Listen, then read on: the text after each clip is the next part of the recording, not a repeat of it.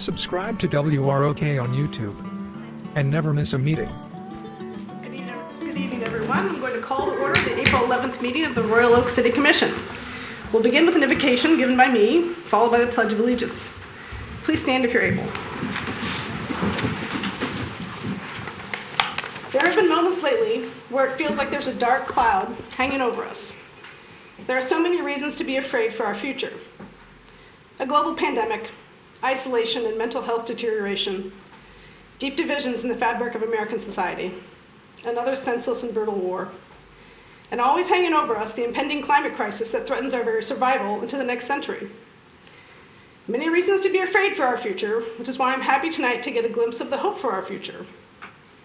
Tonight, when we read out a resolution to make Royal Oak an affiliate of Bee City USA, there will be a group of young people receiving the resolution.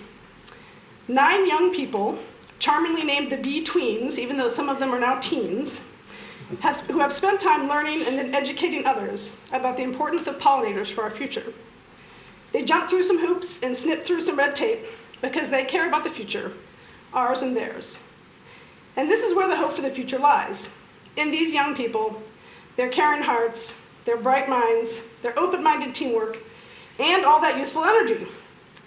They are keenly aware of the dangerous potential futures in front of us, but they aren't giving up. They are determined to get us to a future that looks brighter than the past. Let us all stand ready to help them along the way. Amen. Amen. Amen. I pledge Pledge allegiance to the flag of the United States of America and to the republic for which it stands, one nation, under God, indivisible, with liberty and justice for all.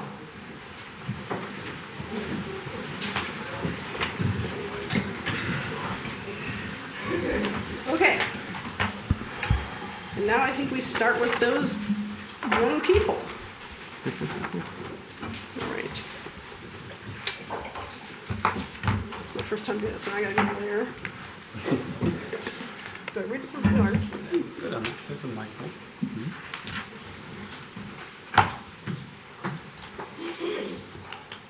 Do I have them come up, stand up? Okay, all right, guys. Stand just in the middle of Alva right here. Oh my goodness, this is maybe made for Mike. Oh, it's on, okay. Yeah, why don't you face them? They can see their cute faces. Okay, this is a proclamation resolving to designate Royal Oak as a Bee City USA affiliate. Whereas the mission of Bee City USA is to galvanize communities to sustain pollinators responsible for the reproduction of almost 90% of the world's flowering plant species by providing them with a healthy habitat, rich in a variety of native plants and free to nearly free of pesticides. And whereas, thanks to the more than 3,600 species of native bees in the United States, along with introduced honeybees, we have a very diverse dietary choices rich in fruits, nuts, and vegetables. And whereas bees and other pollinators have experienced population declines due to a combination of habitat loss, poor nutrition, pesticides, including insecticides, fungicides, and herbicides, parasites, diseases, and climate changes, and whereas pollinator-friendly communities can benefit local and regional economies through healthier ecosystems, increased vegetable and fruit crop yields, and increased demand for pollinator-friendly plant materials from local growers. And whereas ideal pollinator-friendly habitat is comprised of mostly native wildflowers, grasses, vines, shrubs, and trees blooming in succession throughout the growing season to provide diverse and abundant nectar and pollen, since many wild pollinators prefer or depend on the native plants with which they co-adapted. It's also nearly free of pesticides, as many pesticides can harm pollinators and or their habitat. Comprises undisturbed spaces, leaf and brush piles, unmown fields or field margins, fallen trees and other dead wood for nesting and overwintering, and provides connectivity between habitat areas to support pollinator movement and resilience. And whereas integrated pest management is a long-term approach to maintaining healthy landscapes and facilities that minimizes risk to people and the environment by identifying and removing the causes of pest problems rather than only attacking the symptoms, the pests, employing pest natural enemies along with cultural, mechanical, and physical controls when prevention is not enough, and using pesticides only when no other method is feasible or effective. And whereas supporting pollinators fosters broad-based community engagement and environmental awareness and sustainability. And whereas WROK should be certified a Bee City USA community because WROK has already been committed to supporting our pollinators through actions including picking up yard waste to make compost freely available to residents, installing rain gardens on public lands, encouraging residents to install rain gardens using instructions and tips on the city website, installing 4 beehives on public land, hosting an annual Earth Day celebration where native plants are sold and information is distributed on supporting pollinators, and promoting educational programs about climate change, pollinators, and composting at the library and through partnerships with the Royal Oak Nature Society, and supporting a farmers market where residents purchase food from local farmers to cut down on our use of fossil fuels and transports, and partnering with Southeastern Oakland County Resource Recovery Authority to provide a place for residents to drop off household hazardous waste and recycling, thereby keeping pesticides and waste products harmful to pollinators out of our environment. And now, therefore, in order to enhance understanding among local government staff and the public about the vital role that pollinators play and what each of us can do to sustain them, WROK chooses to support and encourage healthy pollinator habitat creation and enhancement, resolving as follows. The WROK Department of Public Services is hereby designated as the Bee City USA sponsor. The director of the Department of Public Services is designated as the Bee City USA liaison. Facilitation of WROK's Bee City USA program is assigned to the Environmental Advisory Board. The Environmental Advisory Board, with support from the Department of Public Services and the City Manager's Office, is authorized to and shall host or support at least one educational event or pollinator habitat planting or restoration each year to showcase WROK's commitment to raising awareness of pollinator conservation and expanding pollinator health and habitat. Install and maintain at least one authorized Bee City USA street sign in a prominent location. Create and maintain a web page on the Royal Oak website, which includes a copy of this resolution and links to the National Bee City USA website, contact information for the Bee City Liaison and Environmental Advisory Board reports of the pollinator-friendly activities the community has accomplished in the previous years, and a recommended native plant species list and integrated pest management plan. Develop and implement a program to create or expand pollinator-friendly habitat on public and private land, which includes but is not limited to identifying and inventorying Royal Oak's real property that can be enhanced with pollinator-friendly plantings, creating a recommended locally native plant list to include wildflowers, grasses, vines, shrubs, and trees, and a list of local suppliers for those species, and tracking by square footage and/or acreage annual area of pollinator habitat created or enhanced. Create and adapt an integrated pest management plan designed to prevent pest problems, reduce pesticide use, and expand the use of non-chemical pest management methods. Establish an enaction of the Royal Oak Sustainability and Climate Action Plan to pursue native plant and biodiversity-friendly certifications, including the Bee City USA designation, and review the Sustainability and Climate Action Plan and other relevant documents to consider improvement to pest management policies and practices as they relate to pollinator conservation, identify appropriate locations for pollinator-friendly plantings, and consider other appropriate measures. After completing the first calendar year as a Bee City USA affiliate, each February apply for renewal of the designation following the format provided by Bee City USA, including a report of the previous year's Bee City USA activities and paying the renewal fee based on population. Adopted by the City Commission of the City of Royal Oak, Michigan, this 11th day of April 2022. So thank you to the Bee Tweens. I have a resolution for each of you here. I have to say, when we wrote this together, I was envisioning Mike reading all that aloud to you. So I'm feeling a little bit like maybe I wish he were here today. But I want to say thank you to Andrew and to Cora. I'm going to stick up Lizzie because I only have 5, and she's my daughter, and Alice, and Anna, and Leah. And then we have 3 members who aren't here today. And I'd like to invite you, if you'd like, to speak at the podium. Or should they speak here? You can go ahead and speak. You can turn around and speak at the podium into the mic. Thank you so much. We are middle schoolers from Royal Oak. Our goal is for our city to join Bee City USA to help address the decrease of pollinators in our environment. We're taking action so that our next generation won't be facing the very serious issue we're dealing with now. Over the last year, we have researched pollinators, native plants, pesticides, and created some educational materials and a presentation to inform city staff and residents. The problem we're facing now is that the major pollinator population is shrinking. This can cause a major decrease in the food supply if not addressed now. We are so appreciative of everyone's support in becoming a Bee City and helping us take a fundamental step towards saving our local pollinators. We would like to thank our city staff and Mayor Pro Tem Melanie Macy, to help make this possible. We would also like to thank the Environmental Advisory Board for agreeing to provide ongoing support in our goal to take pollinator-friendly action. This designation today is just the beginning. Moving forward, we are planning on creating an environmental club at the Royal Oak Middle School, and we will also have a booth at the Earth Day event on April 23rd to help spread awareness for the cause. Thank you.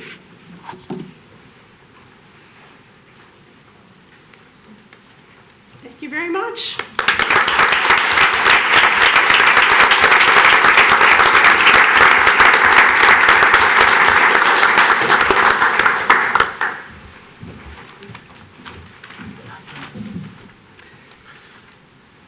Yeah, I guess we probably have to vote on this one. We have to adopt it. All right, has anyone been moved by what they've heard tonight to make a motion on this? Commissioner Dubak. I'll move for adoption. Second. Motion. Wait, motion by Commissioner Dubak, support by Commissioner Colo. Any discussion? Commissioner Colo? This is so awesome. Like, thank you to all the kids, children who came out tonight to help. I just actually have a conversation this weekend about when I was a young kid your age, like we thought bees were bad. Like I remember being terrified of bees, and like a bee came around, you try to kill it because that thing was going to hurt you. And it's so amazing to see like where we've come as a society that now we're celebrating them. Like we're finally doing the right thing. So thank you to the 7 of you, your friends, and everyone you're inspiring, because this is how you actually make change happen. Commissioner Dubak? Thank you, Mayor Pro Tem. So I say thank you all for coming out today. I appreciate all the words that you had to say in your invocation, Mayor Pro Tem. But one thing, you're not future leaders. You are leaders now, making things happen. I'm really excited to hear about an environmental group coming to the school. Just want to say the city is here to support you in all those endeavors, because we aspire to make Royal Oak a model of environmental sustainability, and we're not going to be able to do that without you. So thank you for being here tonight, and really glad we can get this done tonight. Okay, with no more discussion, I'll call for the vote. All those in favor? Aye. Any opposed? All right, motion passes. We are now a B City USA as soon as we pay the fee. Thank you. Good job.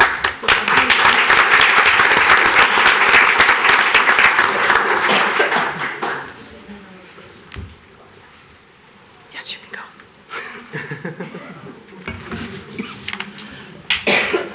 Although there's another proclamation, so I'm gonna have some water. Seriously. That was a long one. It was a long one.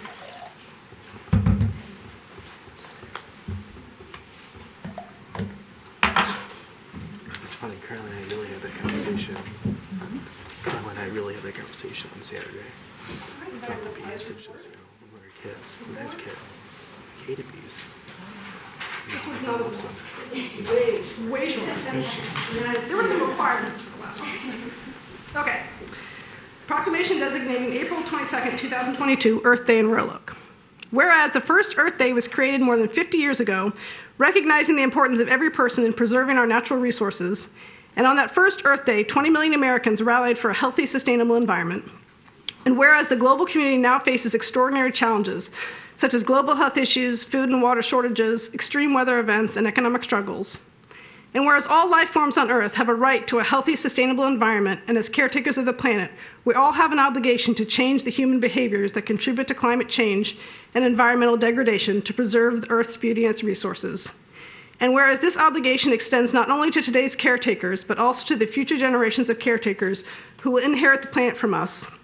And whereas Royal Oak is blessed with a wealth of green space represented in our 52 city parks, which enrich the lives of both residents and visitors alike, providing habitat for varied flora and fauna, sustainable natural resources, and many diverse recreational opportunities. And whereas Royal Oak supports projects that demonstrate and encourage energy conservation, sustainability, and the usage of renewable energy. And whereas many local community members, schools, businesses, houses of worship, nonprofits, environmental organizations, the city's Environmental Advisory Board, and city staff are working together in the interest of the planet to inspire intergenerational participation through local actions and global environmental consciousness. Now therefore be it resolved, I, Mayor Pro Tem Melanie Macy, and the members of the Royal Oak City Commission do hereby proclaim April 22nd, 2022 as Earth Day in Royal Oak and encourage all community members to become engaged in local and global efforts to help improve the environment. Okay.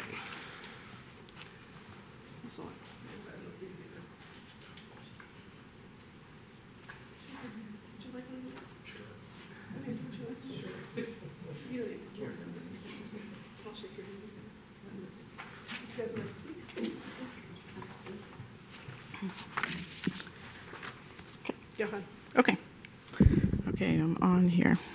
Thank you, Mayor Pro Tem Macy and members of the City Commission. 52 years ago, on April 22nd, 1970, 22 million Americans, which was about 10% of the population at that time, gathered in multiple cities to force the topic of environmental protection onto the national stage. This grassroots effort came on the heels of a massive oil spill in Santa Barbara, California. Rachel Carson's Silent Spring, the 1962 book that exposed evidence that indiscriminate pesticide use was contaminating natural systems, and the Cuyahoga River in Ohio catching fire for the second time because it was so polluted. So this cohort of students, activists, elected officials, and many others rallied together to bring national attention to air and water pollution and the understanding that success of future generation depends upon protecting the health of the planet. Later that same year, President Nixon created the federally empowered EPA, and within 2 more years, his collaboration with a Democratic Congress pushed through some of the most influential national health and environmental protection laws. The Clean Air Act of 1970, the Clean Water Act of 1972, the National Environmental Policy Act of 1970, and the Endangered Species Act of 1973. So our country has made substantial progress since the 1970s in protecting the environment and subsequently our collective health. As we celebrate the successes, we also must consider the challenges ahead. So this Earth Day, let's recommit to the shared responsibility those 22 million Americans recognized 52 years ago. Let's work to leave our children and succeeding generations a more sustainable future and thriving environment. We invite you to participate in the programs and initiatives from the city's forthcoming Sustainability and Climate Action Plan work. You can always learn more at www.romi.gov/sustainability. We say thank you to you all and happy Earth Day. And I'll turn it over to Amanda from the EAB. Thank you. I just want to thank Mayor Pro Tem, the City Commission, and the city staff for acknowledging Earth Day and its importance. And I want to also thank you for the work that you do every day, from the policies that you make, from bringing environmental sustainability into your strategic planning, to supporting the Environmental Advisory Board, and for commissioning the Sustainability and Climate Action Plan, because by those actions, you're making Earth Day every day, which will benefit all of Royal Oak for generations to come. And so with that said, next Saturday, April 23rd, we'll have an Earth Day event on South Troy Street from 9 to 1 to celebrate the work that we have done, but it's also a call to action for the work that needs to still be done. So I hope that all of you can come and join us, and the Royal Oak community can join us in a very special day. Thanks. Thank you.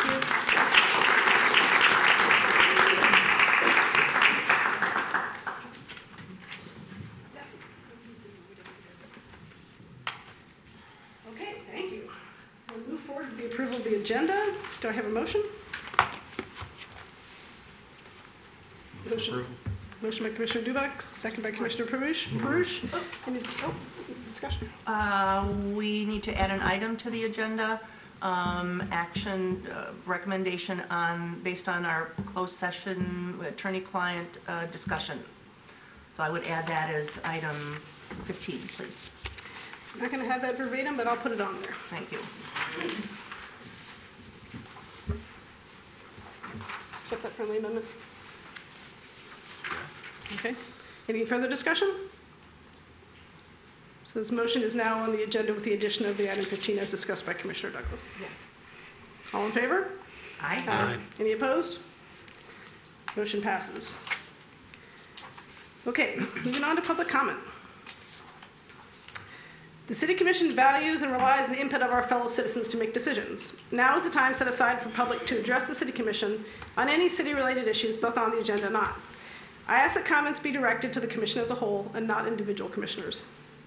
In addition to public comment, there will be a public hearing at tonight's meeting. If you are here to comment on special assessment for the paving of public parking on Delamere Boulevard, you may wait until the public hearing is opened and you can comment at that time. If you wish to speak tonight at either public comment or at the public hearings, please wait until recognized by me, Mayor Pro Tem Melanie Macy, then come to the podium. For the record, you will state your name and address. Please be mindful the City Commission wants to hear from everyone who wishes to speak, and comments are limited to 3 minutes or less. There is a timer at the podium to help you keep track of your time. If you do not wish to speak tonight, please don't hesitate at any time to email or call the City Commission with your comments. Please note that the City Commission will not respond directly to questions during public comment. However, we are taking notes and will address questions when the agenda topic is discussed or refer to the proper city department if it's a matter not scheduled on the agenda. Our city manager is also taking notes and will look into matters as needed. Okay, who's ready? Mr. Gantino?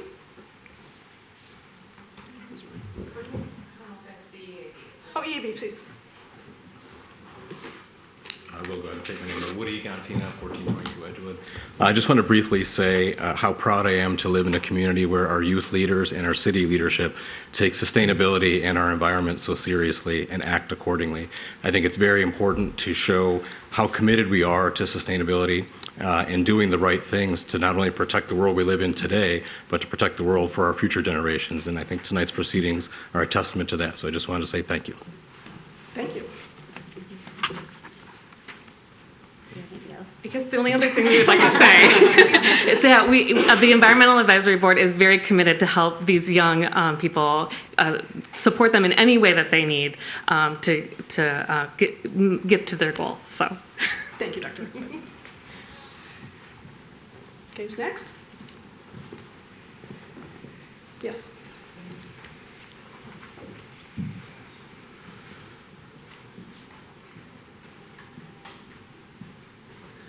Good evening. My name is Josh Burgers. I live with my wife at 2721 Rochester Road. I'd like to speak in reference to item 6B from the Traffic Committee's meeting on March 22nd. Please respect the Traffic Committee's unanimous decision not to remove the service drive on Rochester Road. City staff noted traffic safety with removing this drive. However, this service drive currently acts as a safety barrier between our homes and what can be a busy road, Rochester.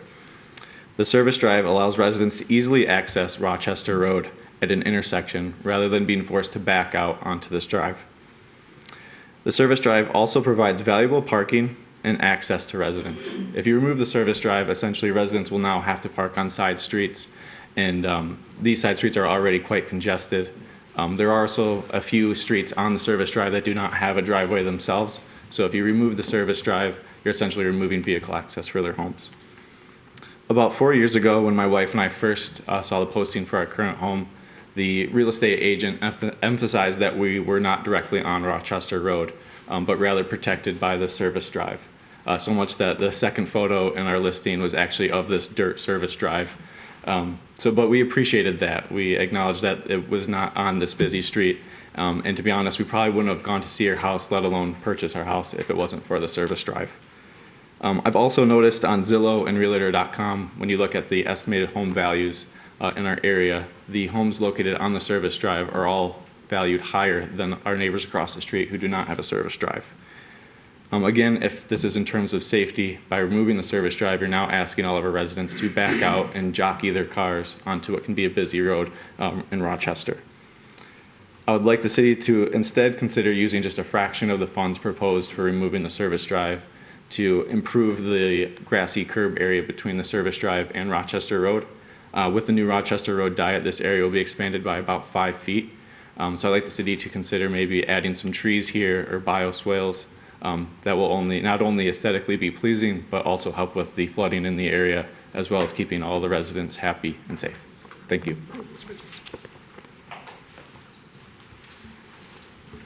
Next.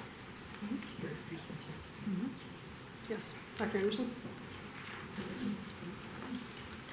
Oh, sorry. Hi, my name is Stephanie Camato. I live at 2821 Rochester Road, which is the southwest corner of Rochester and DeVillen. Pretty much everything Josh said is what was included in my speech, and I think he said it probably better than I could have. But 21 years ago, we would not have looked at this house on the corner of Rochester and DeVillen. We thought it was a busy street, and our realtor said, but you have this access road. It's perfect. It's a barrier. Your kids will be safe.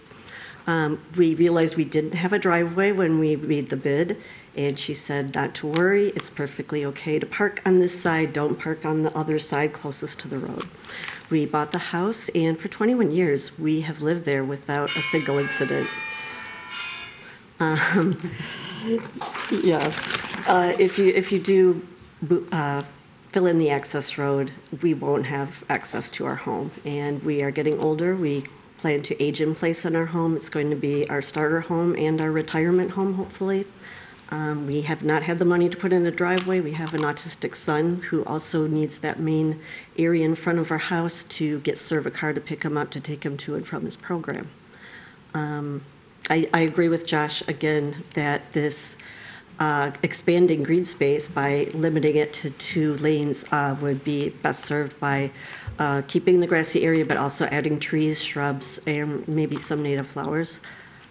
We have maintained it throughout the years, but if you add all that much more space, we as aging society on our block especially, we wouldn't have the effort or the funds to water grass that is going to be expanded out to the road that much further and maintain a lawn that is now a lot more than we kind of signed up for. And that's all. Thank you. Dr. Anderson.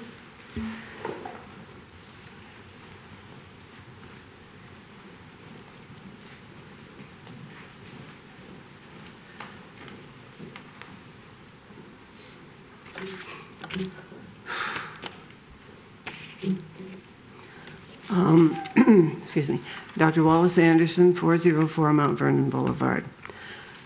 I come tonight as a tax-paying resident to briefly express my distress on several fronts. Number one, the tactics you use to inhibit public input are truly undemocratic. No other Detroit suburb has undertaken a public project as massively expensive as the Civic Center with its police station, city hall, and park without asking the voters to approve the millions of dollars being bonded out. Second, you also discourage public input for matters on the commission agenda. The agenda for these commission meetings is not posted to give residents time to research and respond to the issues on them. These agenda appear typically the Friday afternoon before the Monday commission meeting, leaving only 3 days, 2 of them weekend days, to research the issues, many of which will have profound effects on the community. Third, people are also discouraged from doing public comment if they don't agree with you. Rarely is any value in the comment acknowledged. You have publicly referred to residents such as myself who try to stay involved in civic affairs as the usual suspects. And your body language, many of you at least, clearly expresses your dismissive attitude towards all who do not praise and agree with you. It's sad and demoralizing to have the city's leaders so rude. I sat here on February 14th and witnessed your cavalier dismissal of objections to the Rochester Road Diet proposal, despite the Citizen Traffic Committee's recommendation not to do it, a social media survey with 70% of residents objecting, and numerous residents who live nearby speaking in opposition. You supported only the city engineer's proposal. Is there another traffic committee of city employees? Why was the Citizen Committee recommendation dismissed out of hand? And now tonight, you're apparently approving the expensive contracts to implement this road diet, contracts which your staff actually note are being awarded to contractors whose proposals are the most expensive of the proposals you received. I'm not going to stay any longer tonight to witness this sad charade. Respect for thoughtful residents here, it really is at a long-time low. This is not the civics I learned to respect in high school. Thank you, Dr. Anderson. Who's next? Yes, go ahead.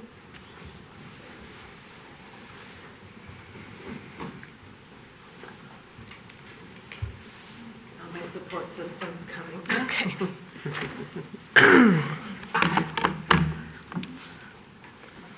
Hi, my name is Gail Patchla, my husband James Patchla, 2807 Rochester Road. We lived there for 44 years as our starter home, and now we hope to be our forever home. But with this long driveway, more grass, more shoveling, I don't know if we could live here or not. So I'm against it. We're truly against it. I have a picture of my home in 1948 with the dirt road still there, and it's beautiful. So please keep my road. So we'd like to keep our road. Okay? Yes. Okay. Thank you. Thank you. Thank you, Ms. Patchwell. Yes.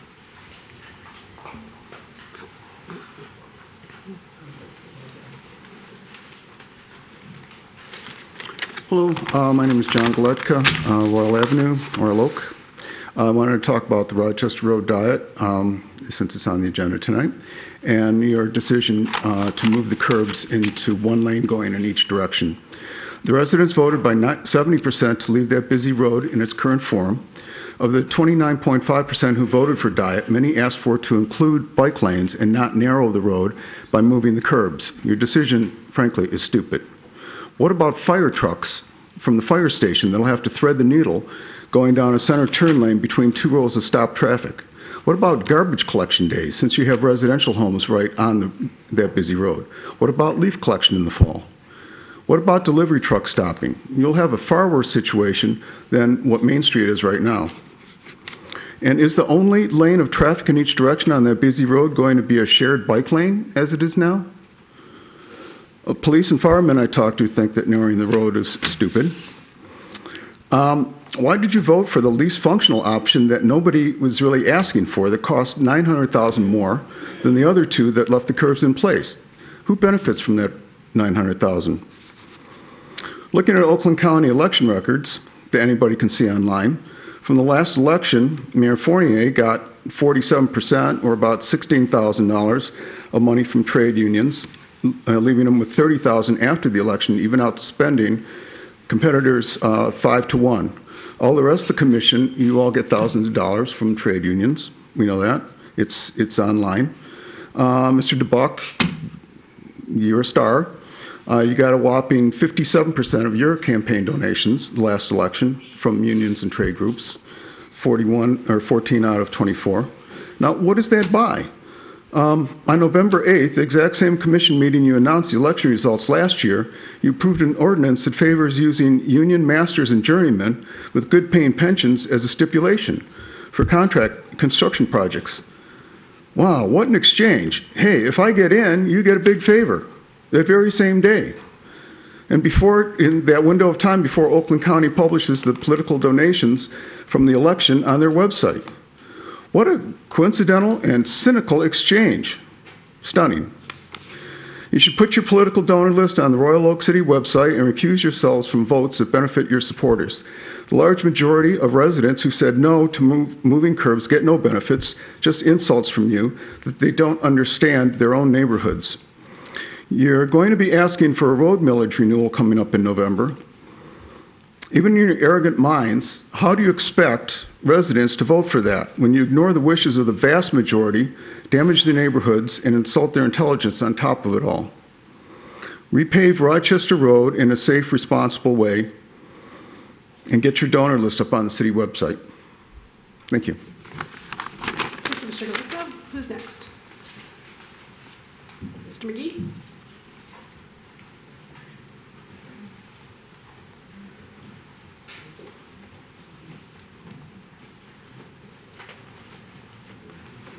Be very brief. Patrick McGee, 4524 Elmhurst Avenue.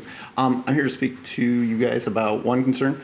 Between Elks Park and Normandy Oaks Park, there are remaining fence posts left by the contractor. I have been working with the city staff trying to get them removed, attending some of the Parks and Recs meeting trying to get them removed. Have not been successful, so now I'm at the city commission. So between Elks Park and Normandy Oaks Park, Mayor Pro Temp Macy, I think, knows what I'm talking about. They're still there. They pose a danger to my kids, other kids that are playing at the playground. They stick up about a couple inches. It's the sheared off fence posts that were left. All I'm asking is we get somebody from DPS to come out there, dig them up, and get rid of them. Started this campaign back in August. Haven't really got much done. So hopefully we can get DPS out there to clean them up. Thank you. Thank you, Mr. McGee. Who's next? Yes.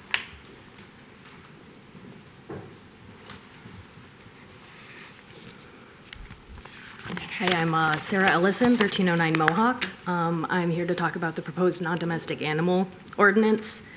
You may know this already if you're friends with my parents on Facebook, but I have a boa constrictor named Zix. She is 21 years old.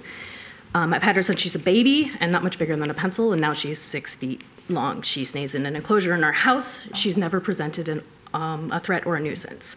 Like many other less common or exotic pets, no one would even know I had her if her proud grandpa didn't post pictures on Facebook.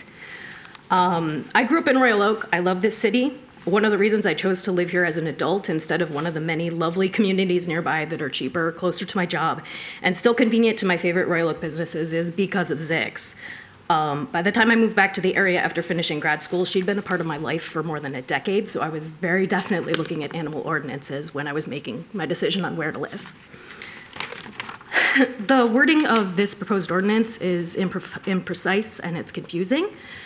For example, in the section pertinent to reptiles and amphibians, the actual phrasing is any non-native and inherently dangerous animal, including but not limited to members of reptile, amphibian, or primate families. My initial impression is that reptiles and amphibians across the board are prohibited, but what does that mean for native species, which seem to be explicitly excluded? Native to where? What makes a species inherently dangerous? It's not defined anywhere. There's a lot of room for interpretation in that, which I think is exactly what the city is trying to avoid. I thoroughly understand why this change needs to be made. I 100% agree with it. What I don't understand is why the proposed ordinance goes back to outdated language from other cities, rather than building on the gold standard we already have established for dogs with our dangerous dog ordinance, and expanding that to include other animals. That ordinance is still promoted by animal advocacy organizations and cited by other cities that are looking to update their own ordinances. It's one of its strengths is that it's based on behavior and temperament rather than a list of specific breeds, which makes it broad enough that it can deal with unique circumstances that couldn't have been foreseen when it was written. I realize I'm really close to my time, I'm sorry. I just want you to think about who actually keeps these less common animals, most of whom haven't given the city any cause for alarm. People who will put time and energy into researching the benefits of a bioactive substrate versus a conventional substrate, think about whether they're going to be informed voters. People who are going to have the dedication, attention to detail, and disposable income to maintain an enclosure with precise temperature gradients and the right balance of humidity and ventilation. Is that the kind of person, the kind of energy that you want going into owning and maintaining property in Royal Oak, or are those people that you're okay sending elsewhere? Thank you so much for your time. Anybody else? Yes. Yeah, you ready?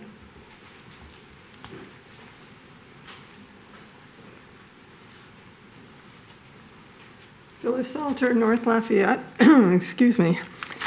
I don't live on Rochester Road, but I do know that varied areas of a city are stronger when they support one another when detrimental ideas are in the making.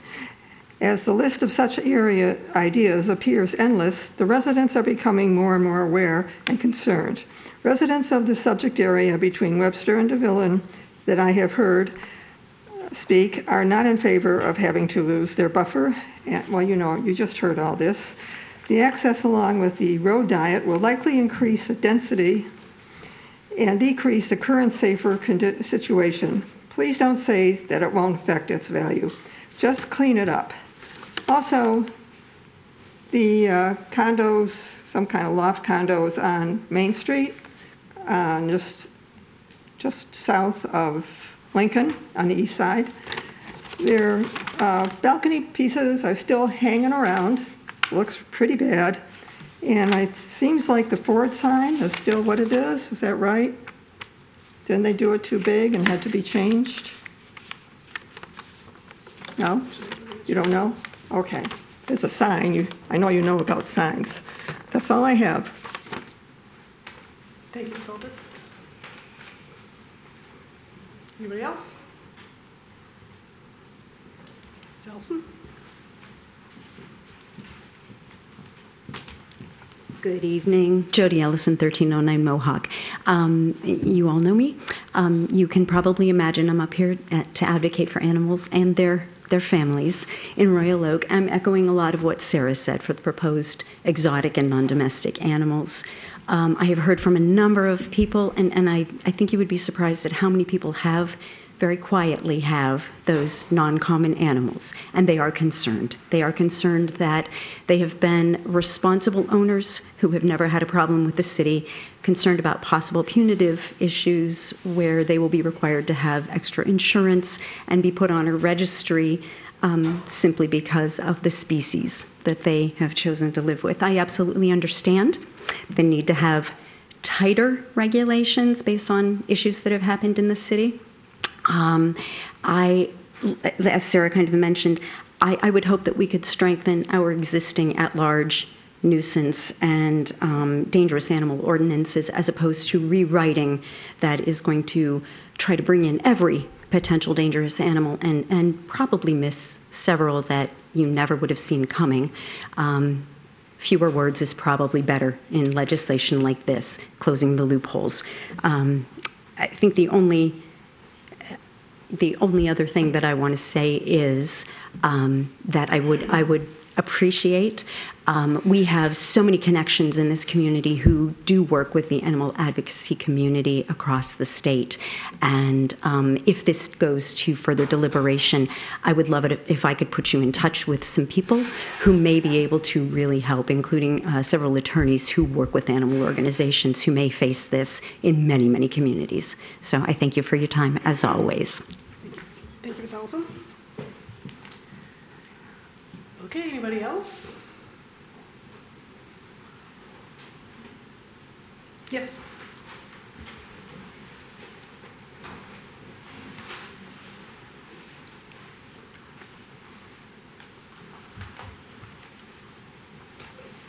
Good evening. Good evening.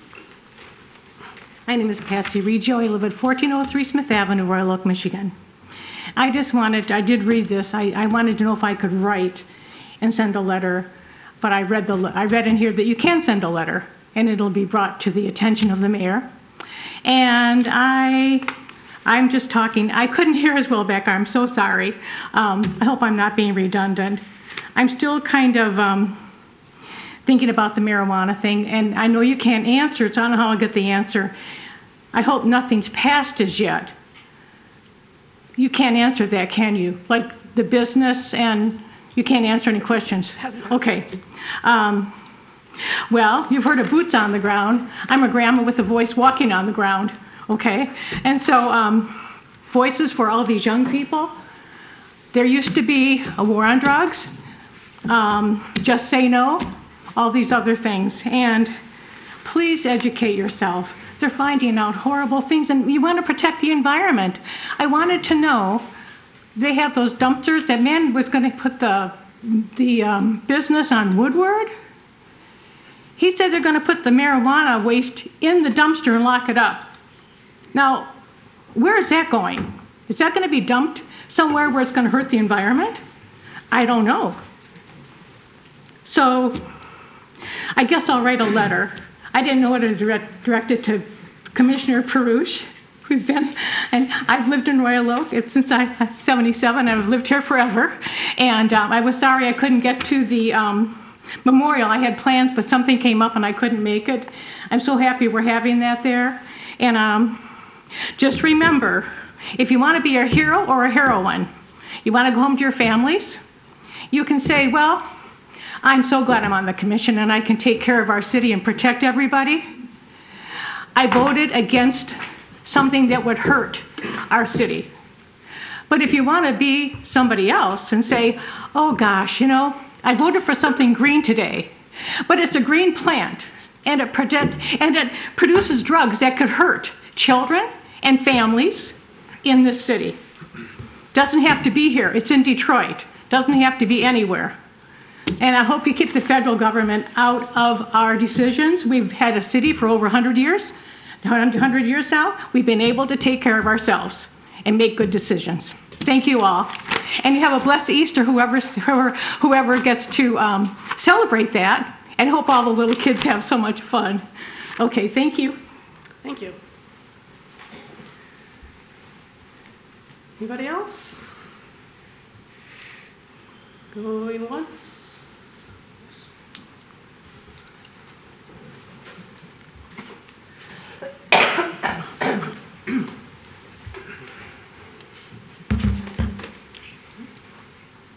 My name is, does this work with the mask okay? Yeah. Just project. Thanks. My name is Rodney Katayan, 507 South Laurel Street. I've lived in Royal Oak over 34 years. My wife and I raised our family here.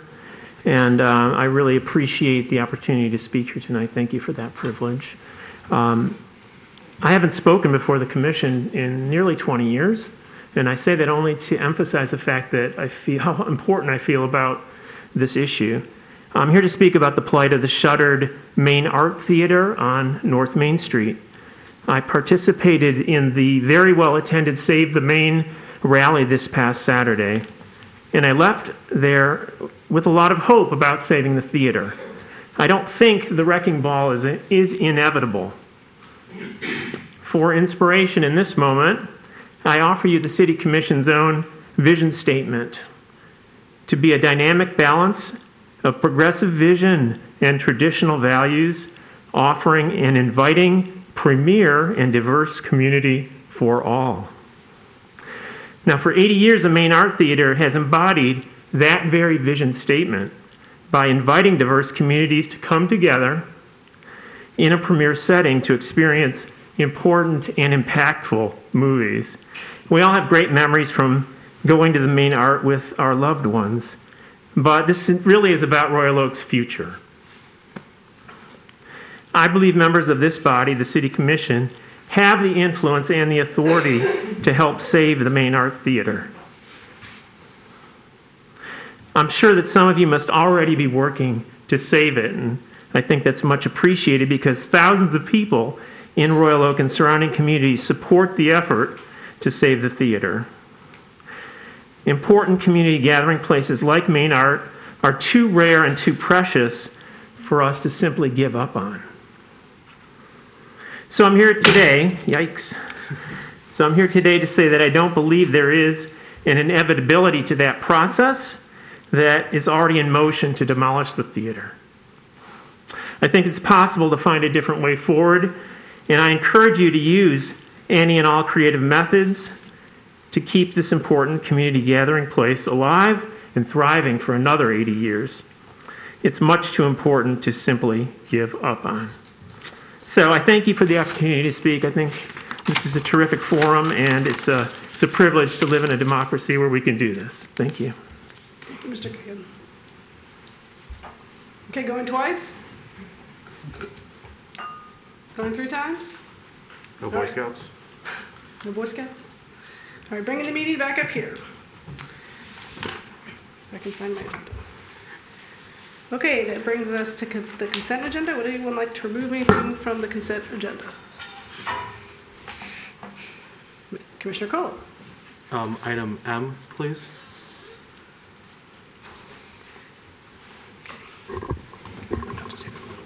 Okay, just M? Anybody else? Okay.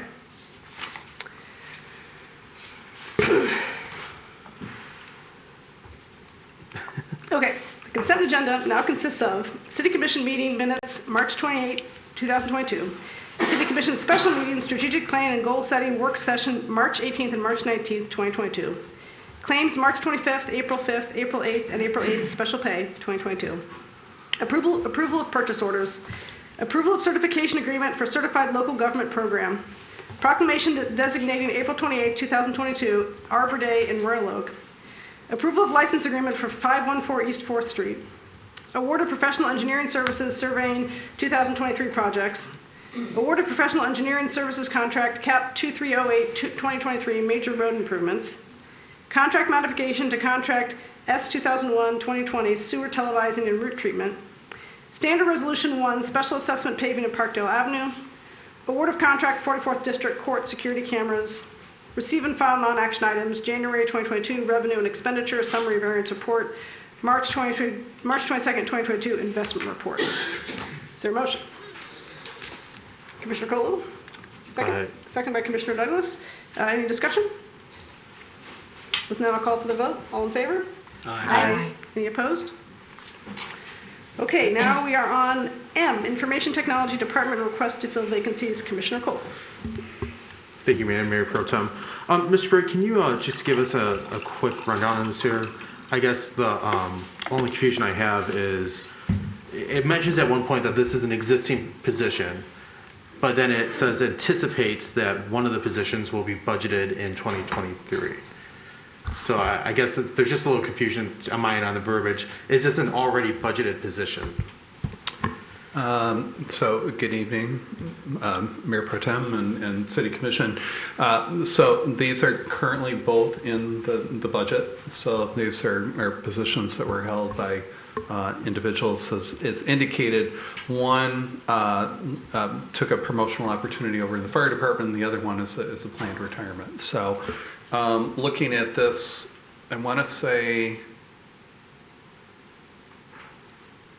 one may be a new position, the network administrator position.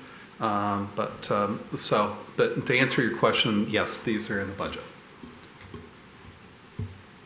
Wait, I'm sorry. So one is a new position, but they're both currently filled? No.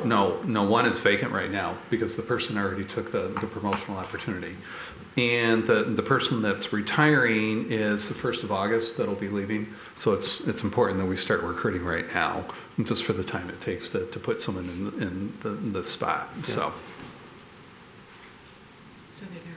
So there's one vacancy now, and then August 1st there'll be another vacancy. Yes. So we're filling those two. But how does it make a new position? That's why I don't understand. Oh, I see. Oh, okay. There's two people, there's two positions, one's new.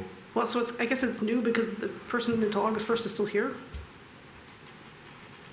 And then it talks about being anticipating approval in the 2023 budget. So I guess that's where my disconnect is. Is that?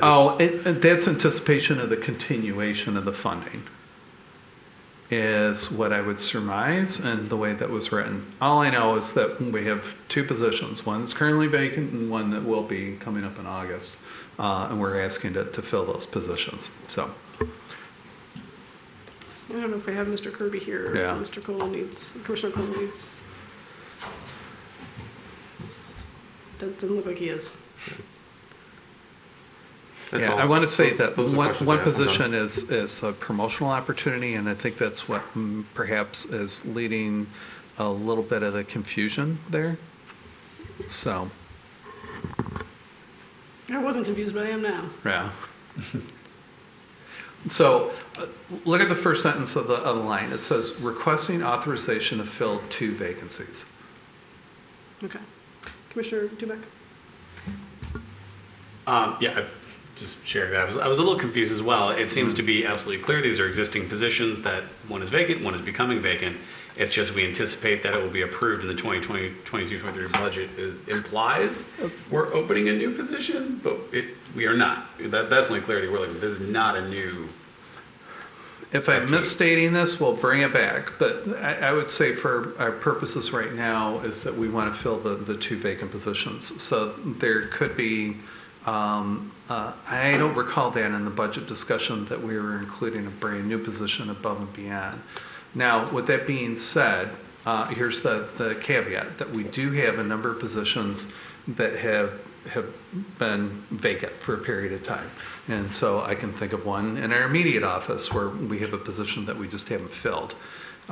So that's just my hesitancy to say there may be another position that had been budgeted and that we hadn't filled aside from the vacancies. Because these, in information technology, they're difficult positions to find qualified candidates. And so that's my only caveat. So if such a position was approved previously, this predates my time here. So what I definitely know of is the 2 vacancies.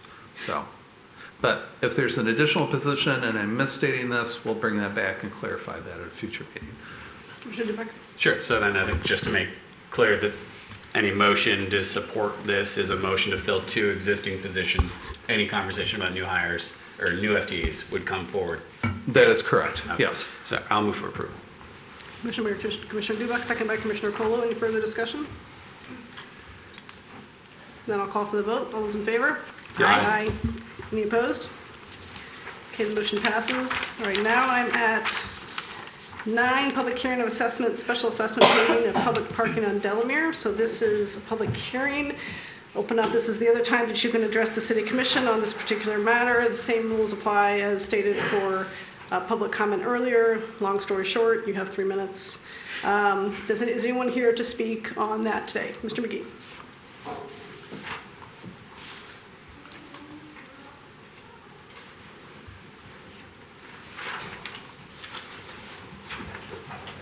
All right. Patrick McGee, 4524 Elmhurst Avenue. I'm here to speak to you guys about the public hearing tonight on Delamere Boulevard.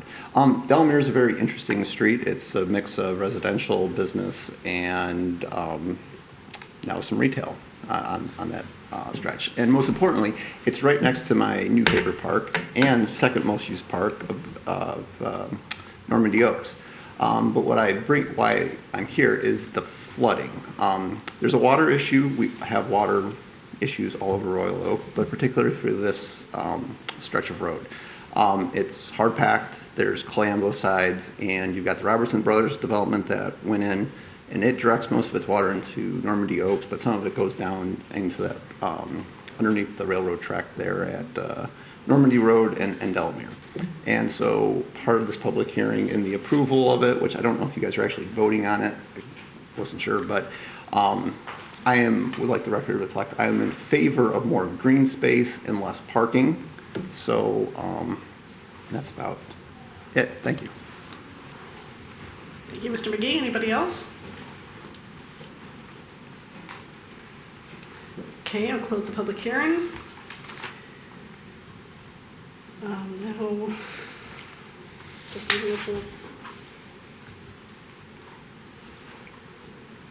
No action. No action. That's okay. Now we move on. Mayor Pro Tem. Yes, Commissioner Dubek.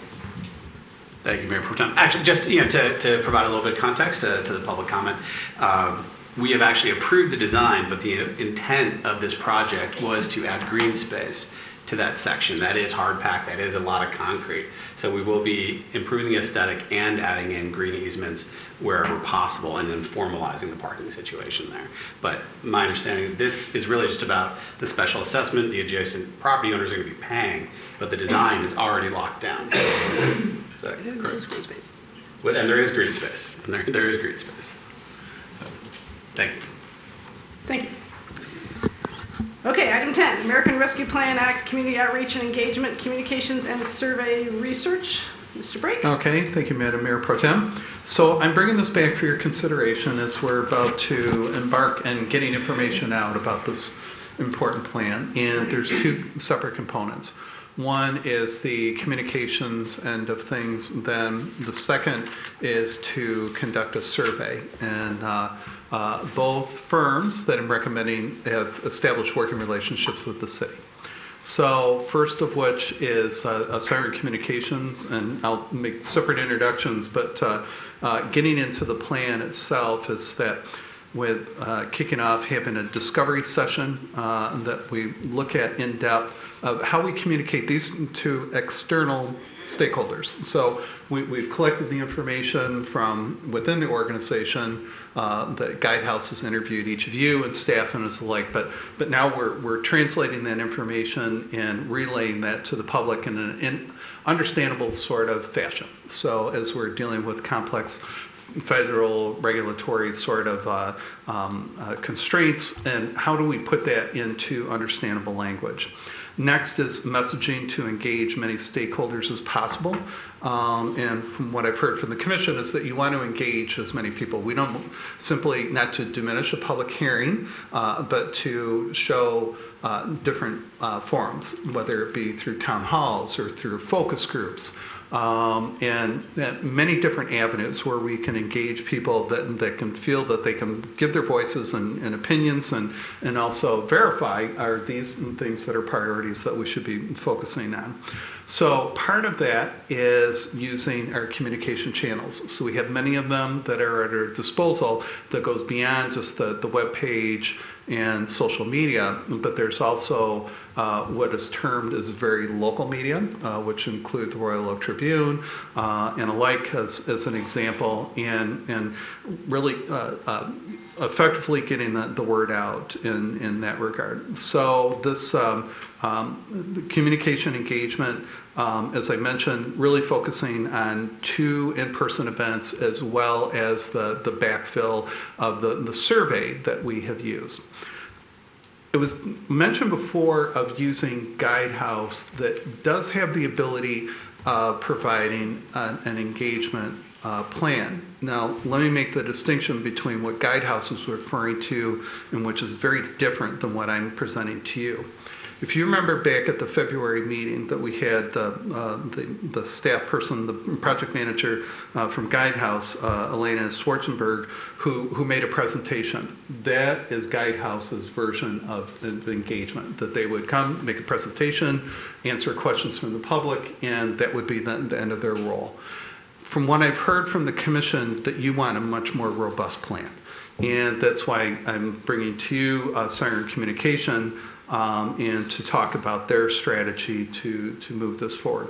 In addition, I want to speak very briefly about Cobalt, which has been a partner that we've worked with on many different occasions, that we do the annual customer satisfaction survey. They have also helped us with when the marijuana legislation was passed, and were very instrumental in providing us some key information as far as what the support is in the community.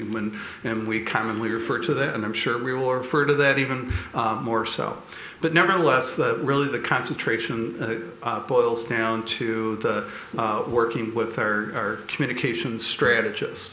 And so there's a couple schools of thought on that. We certainly have folks on staff here, but based on competing demands on other projects, having that level of robust communication is not having quite the staff capacity, and that's why I'm recommending that we bring in our partner that we've worked with in the DDA and have worked with on some other smaller projects to engage in this project. So I want to make that distinction again between if we simply want Guidehouse to do this, and we do an information session at one of the meetings, which I don't think what you're intending, in contrast to having something where we really bring out different stakeholders in the community, different age groups, and the comfort level that people have that want to participate, and so we have very meaningful impact, impactful feedback on this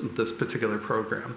So I wanted to introduce Lindsay Walanga, and next to her is Kristen Bourgeot, who is with Siren Communications. They're happy to come to the podium on the presentation that they put in the packet to give you the additional information. I can tell you from a program management and their past experience professionally as well as clients that bodes well, and it's very similar to the project that we're undertaking here.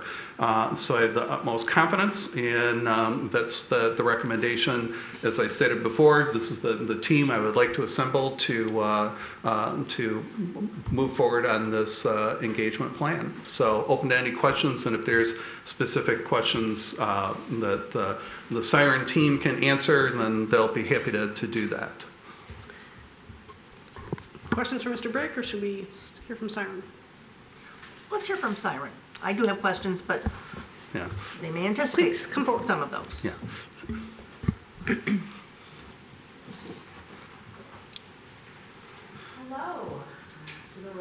Commission. Thank you for having us tonight. Thank you all for that incredible introduction. We enjoy working with you very much. I'm Lindsay Walenga. I'm the CEO of Siren. We are a strategic communication firm. We are based in Royal Oak. We've been here for 5 years. Had our office in the Washington Square building for almost 5 years now. We're about to sign another 2 or 3 year lease, so we're here for the long haul. This is my colleague Kristen, and we've been working with the Downtown Development Authority for over 2 years now, helping them strategically communicate with business owners and residents and visitors to Royal Oak, helping build trust and communicate clearly about really important opportunities, and that's what we're looking to do here with the ARPA funds on behalf of the city of Royal Oak. We know that this is a big opportunity that's in front of you. It's very important to get it right. Communicating clearly is essential in order for your community members to understand what is being done with this funding, what might be done with the funding. And I just wanted to say, I loved hearing from all of the, the community members in the public comment section. You have there are very educated and passionate and dedicated people that live and work here. I know they care very deeply about their community and what happens here. And I applaud the commission for wanting to communicate and engage thoughtfully with them around this $28 million investment. It's a really big deal. And we want our partnership to help support the city of Royal Oak to communicate clearly about it and really engage those community members so that they have the opportunity to present their thoughts, opinions, and feel like they're part of this. We want them to feel like they're coming with you, on this endeavor. And our job is to help make sure that they understand what it's about and have the opportunity to participate. I'm happy to answer any questions that you all have. Questions? Mr. Baker for Siren? Commissioner Prush. First, a question for your team. The federal rules that were just released, which dictate how this money can be spent and how it cannot be spent, are typical federal bureaucratic gobbledygook is probably the wrong word, but it's bureaucratic language, and it's extraordinarily complicated. Yeah. And that's going to have to be translated when you speak to the public so that they understand what the money can be used for and what it can't be used for, and what our responsibilities are going forward in terms of reporting requirements and documentation and all of that other stuff, which is going to require work going forward. I guess what I'd like to find out from you is what kind of experience you guys have had in taking on that kind of a task, taking something that is that bureaucratic and translating it into common language that we all can understand and therefore respond to. Thank you, Commissioner Baruch, for that question. We have a lot of experience in this. In fact, I would say I would even venture to say that it is the majority of our experience. Prior to starting Siren 10 years ago, so my business partner and I, she lives in Marquette now, kind of side note, we have a second location in Marquette now as of this year. She and I started Siren 10 years ago. Prior to starting Siren, we both worked at Oakland Livingston Human Service Agency in the communication department. That's a community action agency that receives federal funding in order to administer programs to low-income community members. The entirety of our job there was communicating about complicated federal programs to diverse members of the Oakland and Livingston County communities. And then after starting Siren, we actually retained OLSA as a client for 6 years. So we went from working internally to when we resigned from those positions, the same day the CEO signed a contract with us. So we retained them for 6 years through the completion of his tenure there. And along the way, we have served many other nonprofit and federally funded organizations, including economic development organizations, human service nonprofits, educational institutions such as universities and community colleges. and we're very familiar with how to boil down complicated legislative language into simple, clear, and accurate language that the public and different key audience segments can understand. It starts with understanding what is most important to the audiences that you're going to be communicating with, so that you know what they need to hear from you in order to trust what you're doing and want to join you in that. And then, of course, just having, decades between my team members of communicating about this complicated content, we are experienced in and know how to boil it down and make that work. Ulsa is just one of the clients we've served. I should also say that we have on our team an Emmy Award-winning former broadcast journalist. His name is Jorge Avian. He's fluent in Spanish and has spent the entirety of his career communicating with vastly diverse community segments on complicated matters. So in broadcast journalism, you have like 45 seconds to turn something into something that all of the public can understand. So that's just one example of the power that we have on our team to do that sort of thing. Okay, great, thanks. I appreciate that. Back in a past life, I was very active in the League of Women Voters in the days when the Headley Amendment was going to be on the ballot and other tax cut proposals were going to be on the ballot. And one of the tasks that we took on was trying to explain those complicated proposals to the public in an election year. Yeah. And it's an art form. People who can do that, it's really a very, very well-defined skill. Yes. So it's reassuring to hear that you've had a lot of experience in that area, because not everybody can do it. So Thank that's you. good. They say, I think, that it has to be simple, right? But just because it's simple doesn't mean it's easy. Actually, simple is hard. Right. Absolutely. But that's one of the things I love the most about this, is turning complicated things into something that people can understand, because we're all so busy and so overwhelmed with consumption all day long on our devices, and parents and emails from schools and trying to keep up with everything going on in the community, that messages really need to be simple and clear in order for them to be able to be understood. And that's the approach that we try to take when we serve particularly clients like yours, but all our clients. Okay, thanks. The second question I have is for Mr. Brake.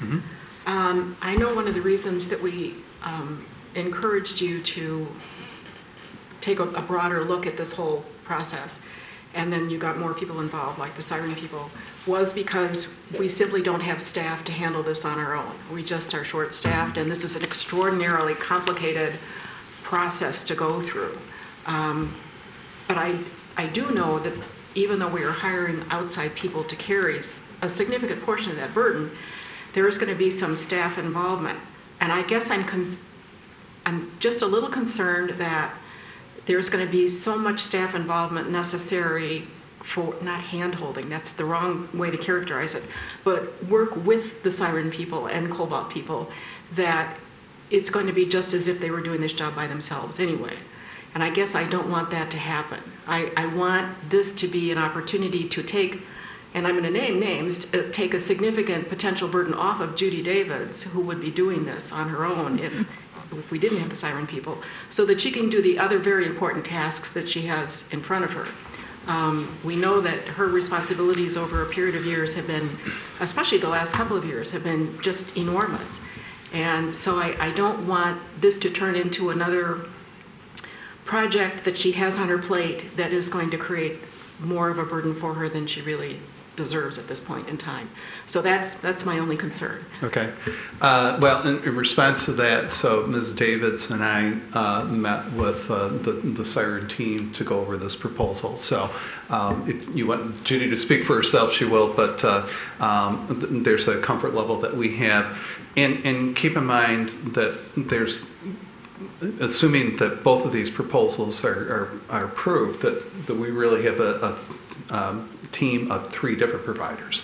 So Guidehouse, we continually meet. We have bi-weekly, sometimes it's monthly meetings, but we've been holding off meeting until we have the communications piece in place. And so that includes myself as well as Deputy City Manager Todd Fenton. So it's really a culmination of several staff people. Now, when we get into, meeting room logistics and things like that, that also includes Carol Schwanger and possibly Susan Barkman. And so by spreading that out, it doesn't become so burdensome for one staff person. So as I indicated before, working with the Siren team, and they've worked quite effectively they have a much more extensive contract with the DDA. And if anything, if you're followers on Instagram or Facebook or any other platforms, that they just work seamlessly behind that. But it's an extension of the team. I really look at them as team members and as part of almost an extension of the staff. That's how I view this partnership. And so this is a project that probably within the next 3 to 4 months that we'll talk about intensively, not to make this much more confusing, but so we have the budget document that'll be coming out on the 1st of May. And we'll be talking about the first component of that. But the conversation will continue as we talk about infrastructure, new programs, things like that, that'll take us to what our deadline is to have the funds committed by the end of the calendar year of 2024. So we're really under the gun to get going with this, but we submitted to you the plan back in February. That still stands. We have the ability of making modifications, so if there's a new idea that presents itself or if there's some new challenge that we need to address, then we have the dollars to address that. But until such time of facilitating the communication and input to reaffirm, are these the right programs and where we should allocate our resources. But most certainly, this is a once-in-a-lifetime event. And in the time that I've worked in government, I've never seen anything like this.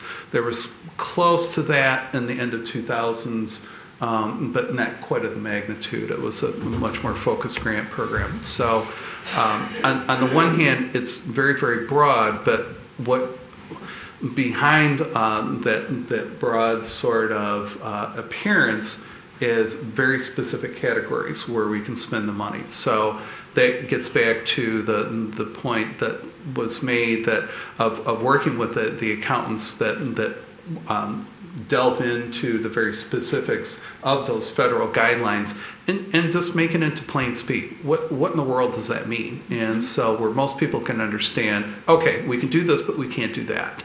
And translate that. The hope is to come back with a pretty solid plan that has been fully vetted out in the community, that you can have the comfort that the community is backing and that we're on solid ground and other things that we can do. Now, part of the other challenge, and goes beyond the communication elements, where this is very dynamic, is that there's other players that have ARPA funds as well.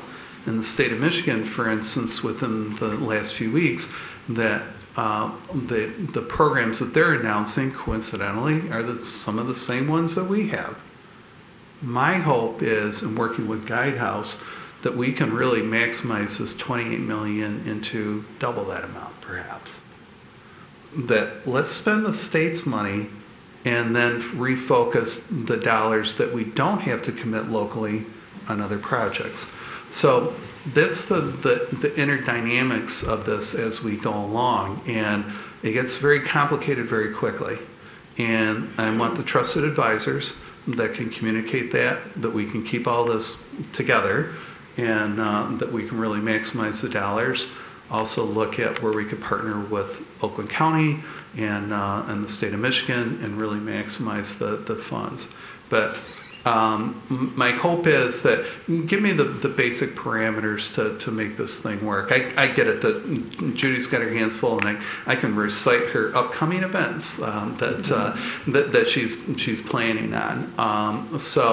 But nevertheless, Judy has a very keen sense. One thing that we have repeated, and Judy has brought up, and this predates me, but obviously something that all of you can relate to, is a similar process that went into designing Normandy Oaks.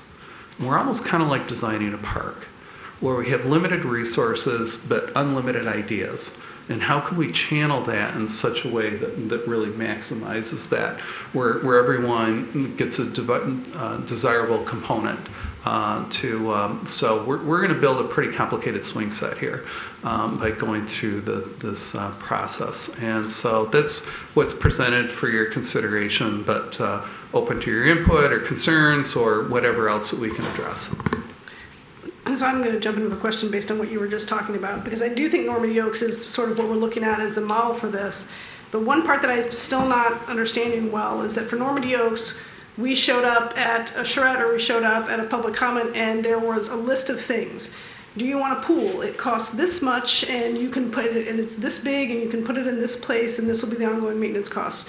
Do you want a soccer field? It will take up this much space. So we had a very well-defined list that was explained to the public about what was available, the menu of options that we had, and how we would put them together to create the final plan. Is that something that Siren is going to do? Because what we had in February was we want affordable housing. But so I'm hoping that we're not going out to the public and saying, tell us if you want affordable housing, yes or no. And I'm wondering how we're going to break that down into the components of a plan that is understandable to the public. And if this is the communication piece, I want to hear that. So if you recall, right before the strategic planning session, that we refined and answered many of the questions, and even in affordable housing. And where Guidehouse, it gave us some additional clarity in that regard. And I would say, that what we need to synthesize that information and give tangible examples in that regard. And I know as you were saying that process, Judy was nodding, she understands that. And I think that the trade-off of resources, they're not unlimited.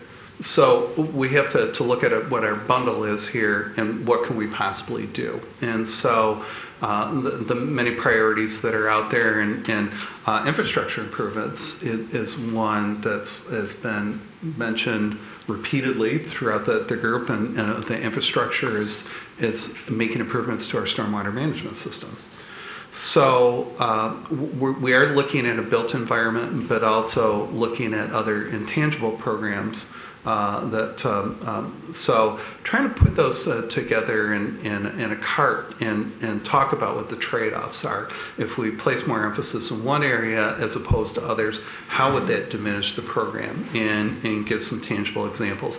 But looks like Ms. Walenga would like to answer that a little bit more eloquently than what I'm trying to explain. Well, I can answer it from the inside of a communication, firm and our team, in that Mayor Pro Tem, that's a very good question. And to answer it, I would say that the first part of our process is discovery. And during the discovery phase, which will involve city leadership, and we'll work with Paul to identify who will be in that discovery session, we'll also be sending a questionnaire out to all of the commissioners. We want to learn what needs to be communicated to and with the community. So I don't at this current juncture have the visibility into or the decision yet made around what exactly the community should hear and what should be asked. That's the first task, and we need to get that right in order for the community to have the opportunity to engage most deeply with the City of Royal Oak around this funding. So in the discovery phase, we're going to talk about what do we want to communicate to the community and what do we want to gather from the community, and that will be part of the communication plan. Okay, so if defining the projects, and laying them out. Let me just add. Defining the projects and then laying them out and explaining them to the public. If that's what comes back as that's what we need to do, is that something that your group would take on? Is to look at the projects that we have for ARPA, figure out what they look like and how we can explain them well to the public? Yes, absolutely. Writing key messaging for the different initiatives that ARPA will be funding is part of this. And then when each of those needs to be communicated, we'll have better visibility into that once we get into this project and this work, is that when things are decided on, we will create messaging about them and we will communicate that to the public. So it might, all of the initiatives that you decide on, if it comes kind of in waves, then that's how we'll do it. But if if things are being decided on up front, then yes, we'll create messaging so that we can communicate that information to the community while also determining what we need to learn from the community in order to make further decisions. So it's an input-output communication strategy. It's a two-way conversation that we want to have with the community about this funding. Yes, thank you.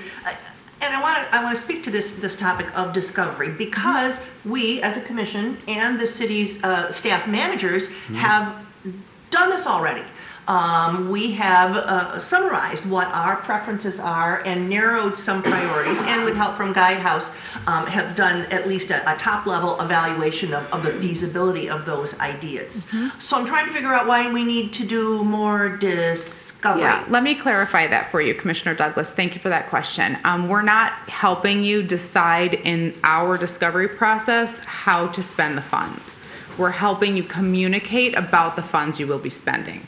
So our discovery process is to learn about these priorities, what the factors are out in the community. For example, you had several people come up here talking about the flooding issues. What's really important that the residents are dealing with related to flooding? If some of the ARPA funding is going to be used to improve flooding or prevent flooding through improved infrastructure, then during discovery, we're going to learn the nuances of that issue so that we can communicate effectively about it to the community. This is not repeating any work that Guidehouse has been doing. This is communicating about things that are being decided. This is not helping you decide.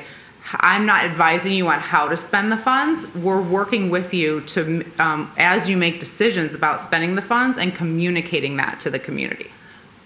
Okay, so in my mind, and I said this the last time we discussed this, the work that Guidehouse has done with us so far, to me, has set some guide rails. That is, if somebody wants everyone to have a lion, to Commissioner Macy's metaphor, somebody says everybody should have a lion. Well, I'm sorry, that wasn't in our preliminary research with Guidehouse. So I do see that. I anticipate that will set some guardrails for what people can or can't do.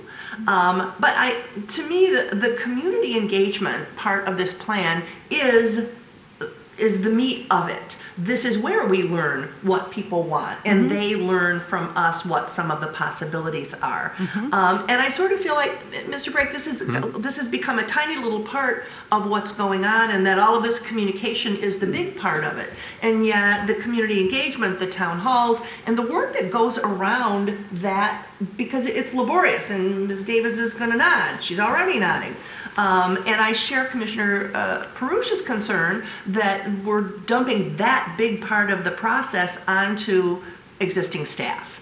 And I will say parenthetically, I'm delighted we're working with Cobalt Research on this. They have served us very well in the past, and they have really given us commissioners a lot of confidence in the decisions that we make, because we have quantitative, reliable data to support our decisions. So I think Cobalt is awesome. But and ultimately, Mr. Brake, this is your decision. We, all we can do is weigh in and give you our opinions, and you're the city manager. You're going to proceed as you are authorized to do. I want to make sure that that the big part of this is the engagement, absolutely, not the communication. If all due respect to thank you. And Commissioner Douglas, I am also very aware that you are in and have been in this line of work for your career. We crossed paths a couple times when I was brand new in my, I don't actually know if you know Tom Constand, but I worked for him right out of school, and we crossed paths a couple times when I was in my early 20s, so it's good to see you again. But I wanted to touch on a couple things. One, to Commissioner Perush's question about dumping work on Judy. Definitely don't want to do that. A couple of things related to that. We've been working with the Downtown Development Authority for a couple of years now, and as you all know, they were without a downtown manager for how many months, Kristen? oh gosh, I don't know, I think about 10 months. Yeah, it was a while. Yeah. During that time, Kristen, she's the account lead for the Downtown Development Authority, and she worked directly with Tim and the board.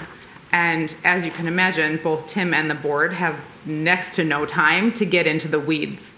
And we were so effective during that time. Many of our clients come to us because they don't have the internal capacity to pull off communicating strategically on their own. So we aim to increase that capacity and operate like we're an extension of our client's team. That's how we work. That's the best way to do the work. It's the most effective that way.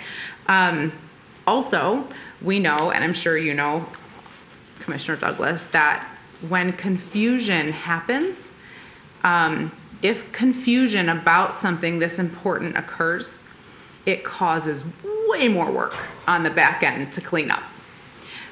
So that's one of our main goals, is that the community members are clear about ARPA, about what the options are. They're clear about what we are asking of them. So asking for their opinions, why their opinions matter, and what way we're asking for their opinions. So not to say, tell us you want a lion and you'll get a lion, right? But specifically how we're going to ask those questions.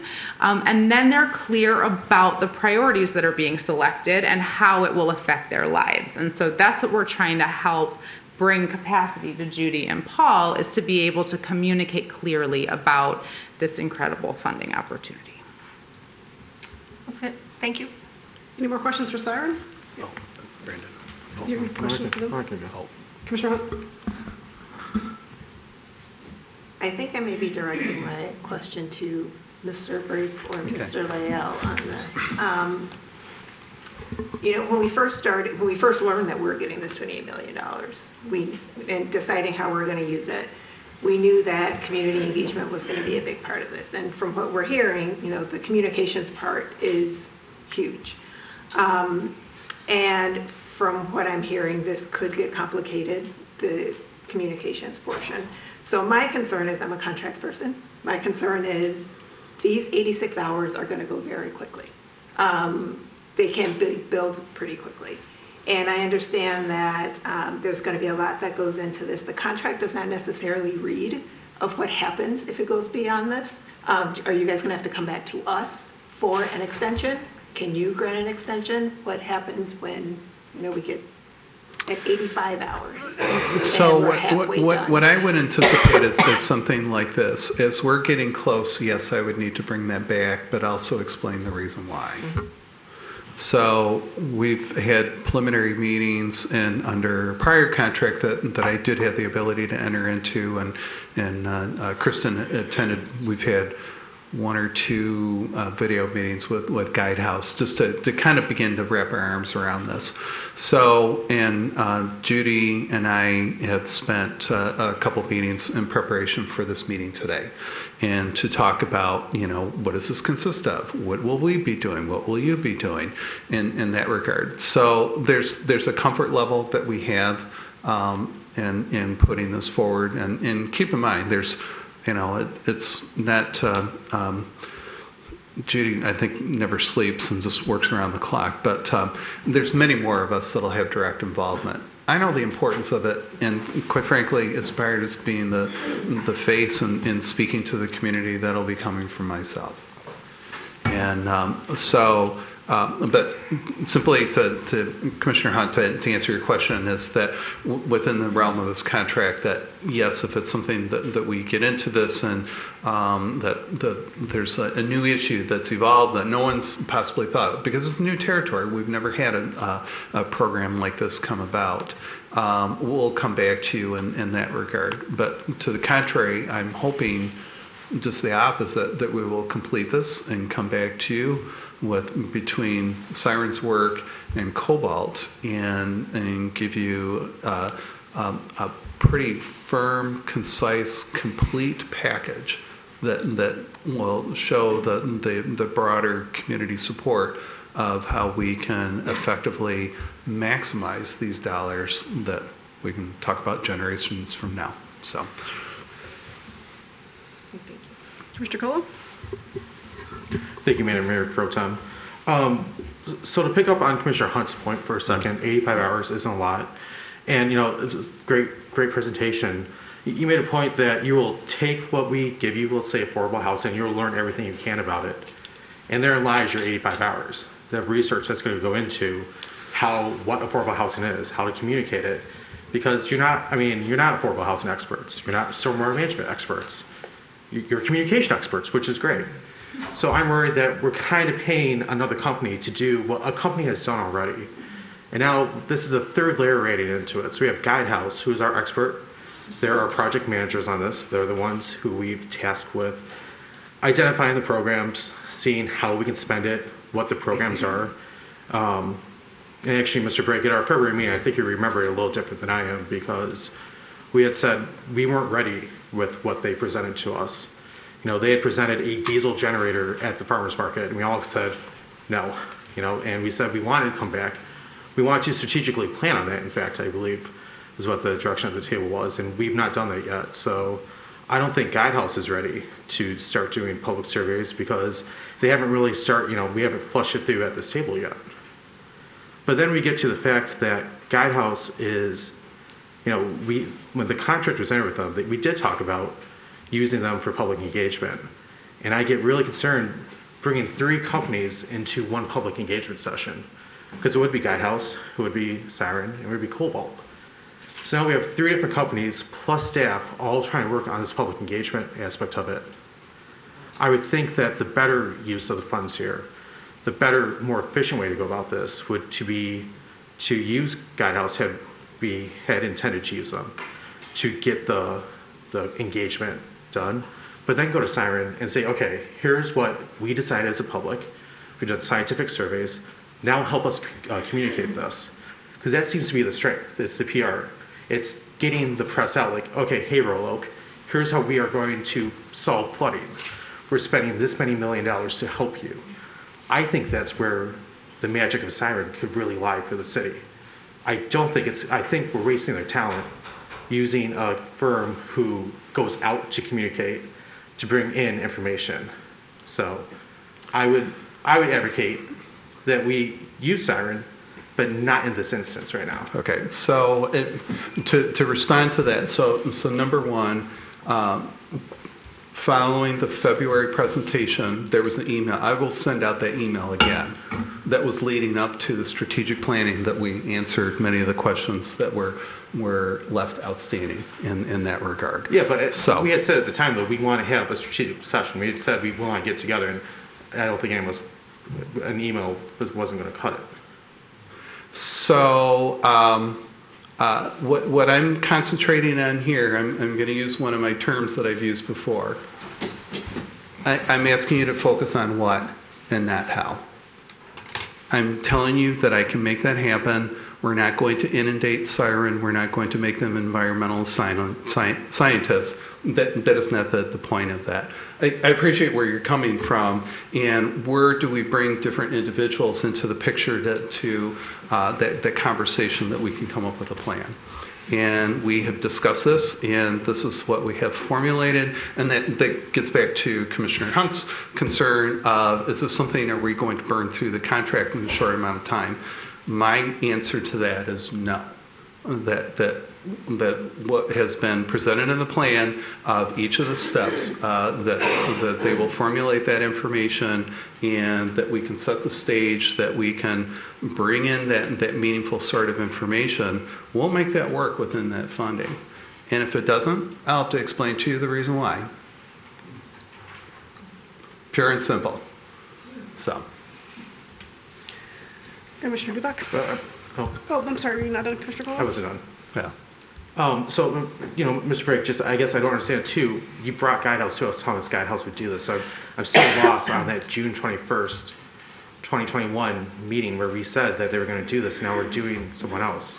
So if you're in the very beginning of the discussion, I did talk about, we could not involve Siren, and I can bring Guidehouse back. What their definition is, and not to diminish their abilities, but if you recall that February meeting with Elena Schwarzenberger, and she did a PowerPoint presentation That's what Guidehouse within their realm is what they would do for engagement. If you want to include, a half an hour presentation as part of a commission meeting, that's not what I interpreted collectively hearing from all of you.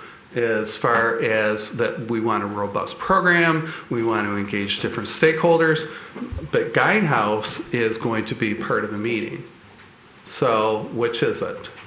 Do we want a short segment or do we want more of a robust plan?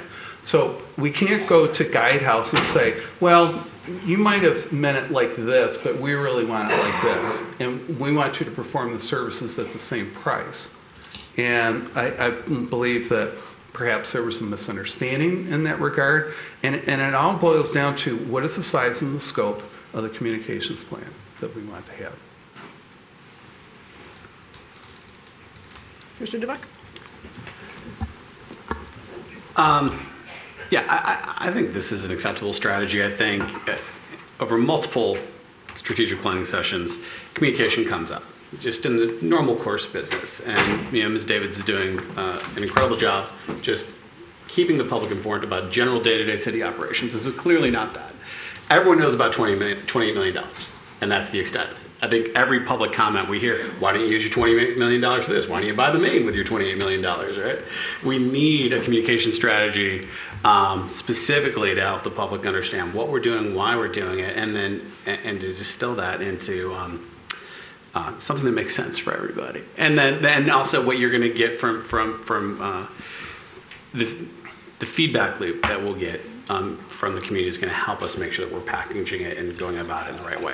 I think over-communicating, if this isn't what that is prudent in this circumstance, because this is unprecedented for us to have this kind of Brewster's Millions, $28 million program with these weird government regulations that we're still trying to build a strategy around. Guidehouse has said point blank that is not what they do. They have told us that's not what they do. So I was there at the meeting. They said that is not what we do.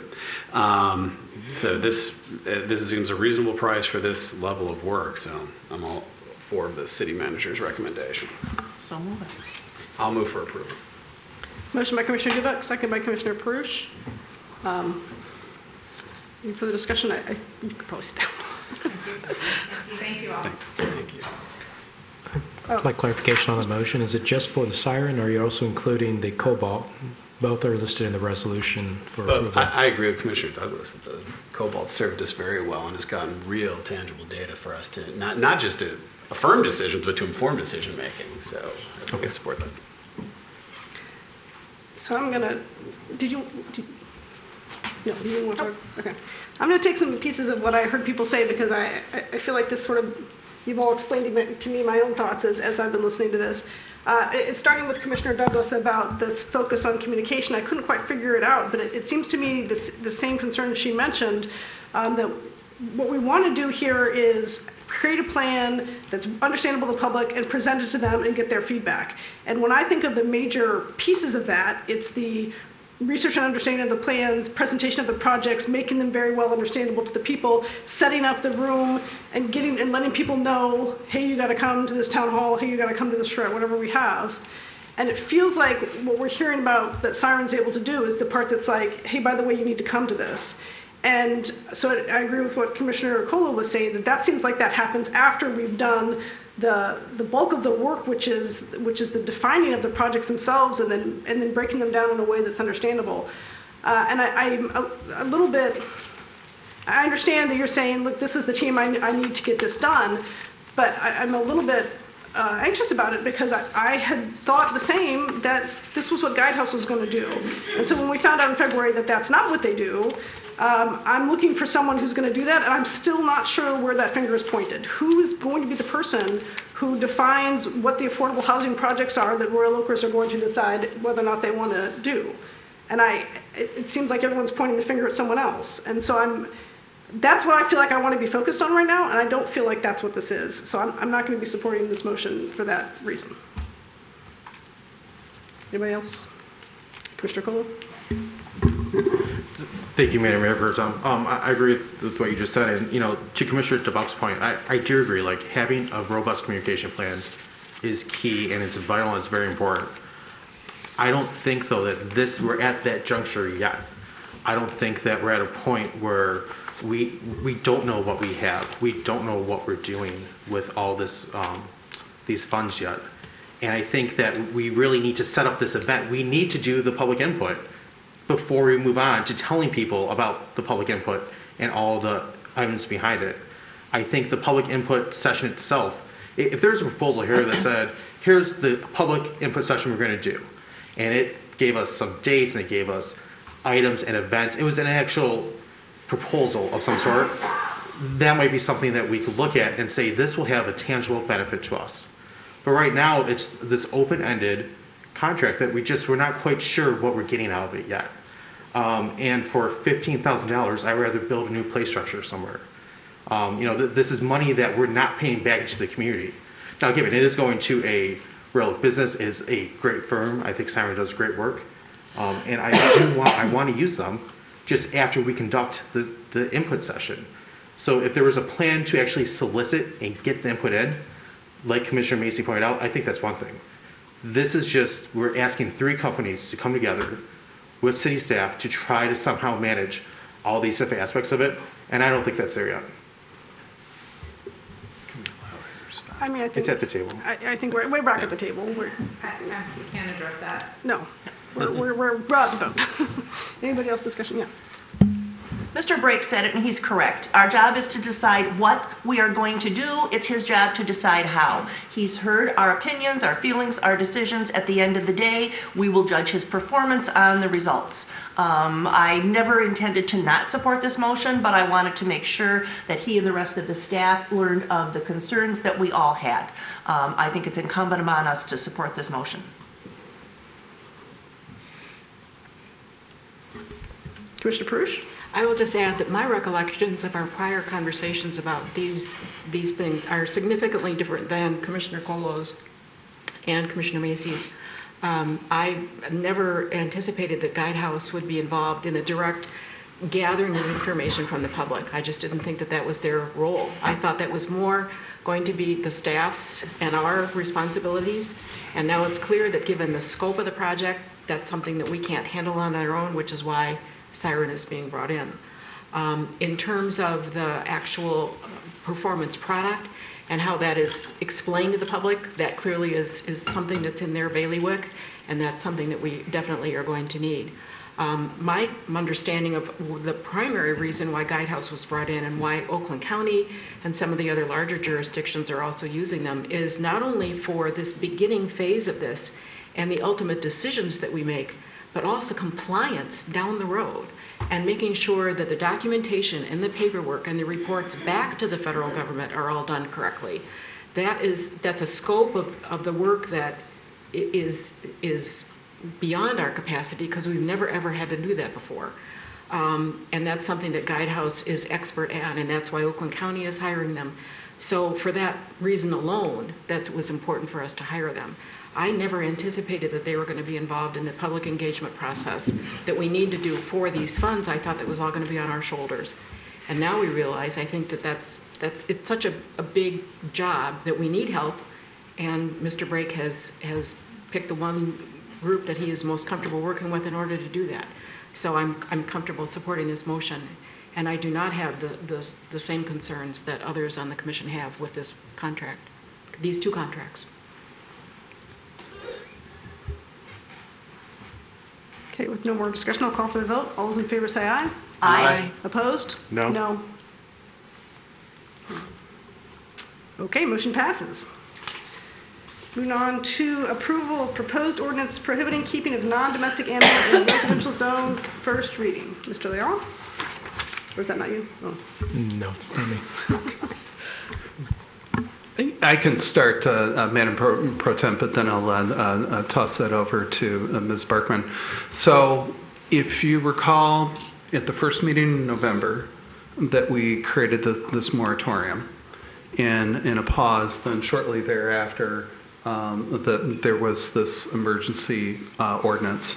And you tasked staff to come back with a recommendation in 6 months, and time moves very quickly.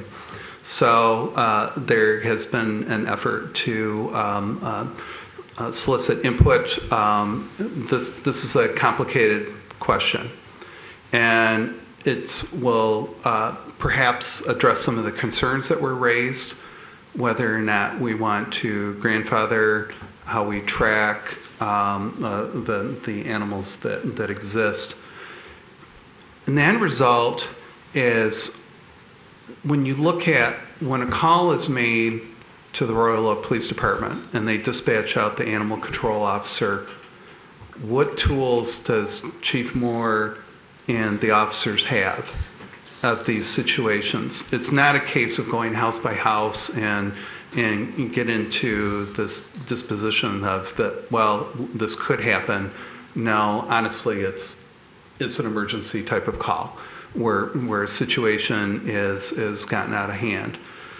Where we've received consensus from those taking the survey is that in this recent event, and I'm not going to rehash that, we all know what the story is, but what the impact is the amount it made on the Royal Oak Police Department. We had to take officers off of the road that were engaged in this, and the community was pretty clear that in instances like that we should be reimbursed. So that's part of the ordinance. But when you delve into some of the issues that some folks who took the survey did identify, they didn't tell us what they had, but we were given an example this evening. And how do we make that mesh in this? And I think as you get into very specific questions about reptiles and things like that, I think the city attorney will be able to shed some light or at least be able to get back with you. But without further ado, and it's commend, much like Judy Davids, another person behind the scenes that have really made this move forward is Susan Barkman, who will talk about the proposed ordinance. And again, this is something that has involved several staff members, and I think we have a good pathway forward, but nevertheless, looking for a little bit of clarity in a few areas, and Ms. Barkman will point that out and looking for your decision on that. So. Good evening, thank you. As you may recall from your last packet, I gave you guys the summary survey results. By and large, the survey results showed that residents who participated were more interested in prohibition, so that's kind of the route we started with the ordinance. We used the discussion that you all had back when you created the moratorium to kind of craft the list of animals that could potentially be prohibited. We gave you guys kind of a jumping off point, so I didn't think that I came in and got it exactly right at all. So I really intended that to kind of help give you guys a bit of a jumping off point for your discussion. One of the other things that we heard a lot in the survey, or a few times, is some of the exceptions that people were interested in. So I think as we've all gone down this path and our residents have raised the issue of what do you do if you already have this animal and it is a beloved member of your family, what happens to it and what are my choices? And so we asked in the survey about how people felt about allowing people who had an existing animal, it's already in the family, to keep that animal as long as it's alive. And by and large, the results were a little bit kind of more evenly mixed. Most people supported allowing them to keep it. A large contingency was neutral, with the least amount of people saying no, they shouldn't be able to keep it. So we crafted that into this ordinance with the registration process. And with that, if you guys did not want to go that route, it's a pretty easy change to make. And that would give you some a different outcome in that arena. The other exception we heard most commonly was for residents who were interested in allowing wildlife rehabilitation folks. So I found an injured duck or something and I'm caring for it under a licensed process. But it needs a little more care, so it comes home with me kind of situation.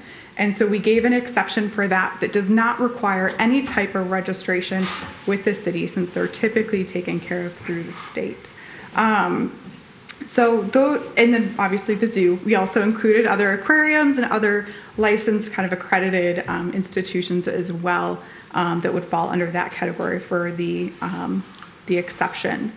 With the registration process, the way we kind of thought about that was because you should already have the animal, nobody's running out to acquire these animals, we're going to give you a period of 4 months. That gives us time to say to the public, hey, this ordinance now exists, you need to come in, you need to take steps.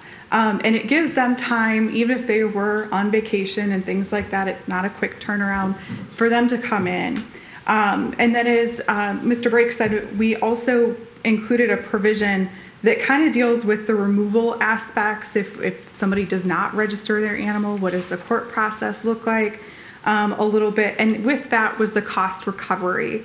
With the cost recovery element, we're not intending to say, my dog got out and now the city is going to send me a bill because my dog got out and they had to go chase it down. That's not our intent. Our intent is to focus on the non-domestic animals and focus on whether or not it falls under one of these exemptions or not. We have the ability to recoup those costs that would be associated with the kind of finding, the capture, any kind of housing, care, medication, tranquilizers, anything that went into that, that we could then recoup from that situation. So those were kind of the elements that I wanted to point out. And with that, I'll take any questions. Any questions for Ms. Parkman? Commissioner Cole. Thank you, Madam Mayor Pro Tem. Can you speak about Section 2, Item E, the reptiles came up in public comment, and I was also confused by the wording there. It is a little ambiguous as to what a not native reptile, inherently dangerous reptile is. I mean, is it the turtle that looks at me funny, or is it? I was thinking more of an alligator when I wrote that, when we were thinking about that. Excuse me. Yes. But therein lies the problem, right? Like, yes. I don't know what you were thinking when you wrote it. We could the non-native piece. We could clarify that that's non-native to Michigan, and have that additional clarification. If the commission wanted other clarifications, we can make those as well. And then, what is the registration process that you see? Yeah. So the registration process. So the exemption piece. Comes out in Section 4. So that's where it states your exemptions. Then it goes down to Section 7. So they would have 120 days to come in and register. We'll have a little form. We'll collect some basic information about that, where the animal is staying. They have to provide some proof of ownership. So because a part of this registration process isn't that the owner is able to go out and get new animals. It's if the animal passes away, that's it. So we're looking for that proof of ownership as of November 7th. So that was the day prior to the moratorium. We would allow animals that are not prohibited by federal or state law, but fall under the prohibition under this. So for example, the state prohibits big cats. So we're not going to register anybody's tiger as a part of this process. If that makes sense. The owner would have to maintain a primary residence continuously within the city. They would be able to move from location to location. So if I had my now prohibited and registered pet, I could move a street over, but I can't transfer ownership to another resident in the city. And then we did propose an insurance piece that's similar to what we have in our dangerous dog or dangerous dog ordinance, as well as that they have to provide a suitable habitat, whatever that looks like based on that species. That's a great question. Well, it is, but that's a question of the law, right? So I guess it is, and some of the elements to that we're not experts either, and so we may lean on our partners in other agencies to help us kind of try to figure out what that looks like. So whether that's an indoor or an outdoor type habitat. Gotcha. So hey, I appreciate all those answers. I think I was a pretty vocal person when the care about cats were going on, much to Commissioner DeBuck's dismay there. I like this section that talks about the I think it's A, B, C, and D, right? We don't want wolves, we don't want wild cats. I think once we get into E, we might be going just a little bit too far with some of these. I think we're trying to solve a problem that we don't know exists yet. So I do like the former mayor's suggestion of changing the dangerous dog ordinance to a dangerous animal ordinance. You know, adopting A, B, C, and D here, but then also asking staff to come back with language that incorporates a dangerous animal for the rest of it, so that the police have the ability to remove a dangerous animal from a situation, but we're not making a list of what we don't know, because we don't know what we don't know.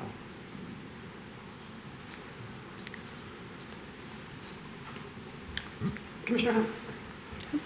I would agree with Commissioner Colo. My concern is that there are animals that are listed that we know are possibly not dangerous animals, and then there are animals listed that we do not know about that could possibly be dangerous, but still, not on the list, or vice versa.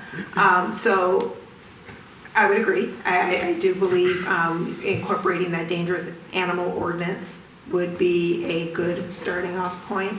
My other concern is with the registration through the clerk's office.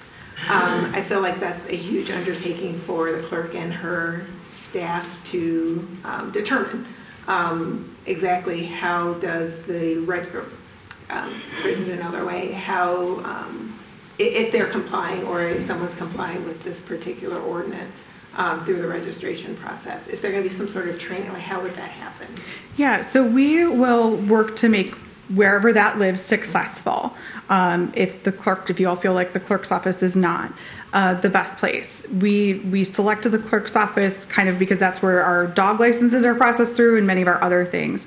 This part of the process really is designed to kind of say, here's some of the basic paperwork, right? So you're showing the proof of insurance, you're showing the bill of sale or veterinary care, that's something that gives it that date that you had the pet prior to the 7th. So we would work to make whatever training we needed to work wherever it ended up living. Thank you. Mm-hmm. If I may, let me expand on that put the city clerk's office and being the animal keeper. Think of this analogous to the city clerk's office does maintain applications to livestock, harbor livestock. And generally what Melanie has indicated to me that it's all chickens, but if someone were to have a horse or goat or whatever, it's not up to the city clerk's office to determine the requirements that were mentioned that Ms. Barkman outlined. They're simply the record keeper. So I would suggest to you that the form would be very similar to livestock and it would make sense. But the city clerk's office, no, we're not going to make them make that determination. We would look at the expertise to say, is this animal well cared for? And through the advisors to the animal control officer, or if there's other individuals that the Chief Moore determines that would be appropriate. So, but form-wise, just, kind of look at the similarities. I think when we first addressed this and issued the moratorium, I was pretty clear. I was worried that we were going to overreact, and I think this is a well-written ordinance, but I'm not really clear on what specific problem it's solving. I'm not aware of negative incidents involving any of these. I mean, other than our recent high-profile one. You aren't. Well, I mean, of anyone being harmed. And then we had our recent high-profile incident, yes. And I'm not saying we should wait till someone is harmed to have rules, but I mean, we have hundreds of dog bites a year, and we have an ordinance really that's trying to, again, address animal behavior and proper ownership, and not just outright ban dogs. So I'm concerned we're missing the mark a little bit here in this kind of broad sweep where a responsible owner of an animal that some might consider inherently dangerous, but others do not. And I think inherently dangerous needs a legal definition, certainly. I think non-native is, I think, an understood term, but inherently dangerous would need to be defined. But I do think we're eliminating entire categories of animals here that, admittedly are niche, pets. Not a lot of folks have them. So yeah, but then we're drafting this huge ordinance for a very small amount of people, and I'm not sure the service it's doing to the community. I feel like we're creating complex enforcement for both ourselves and for residents in spaces where we're really trying to solve a really specific problem, which is can you be breeding very large cats in the city of Royal, which is what is on the top of everyone's mind. I don't know how that gets into whether or not you can have a ferret. So I have some concerns with this as presented. I do think we need something on the books. This just feels like a little bit of overkill to me. There's proof.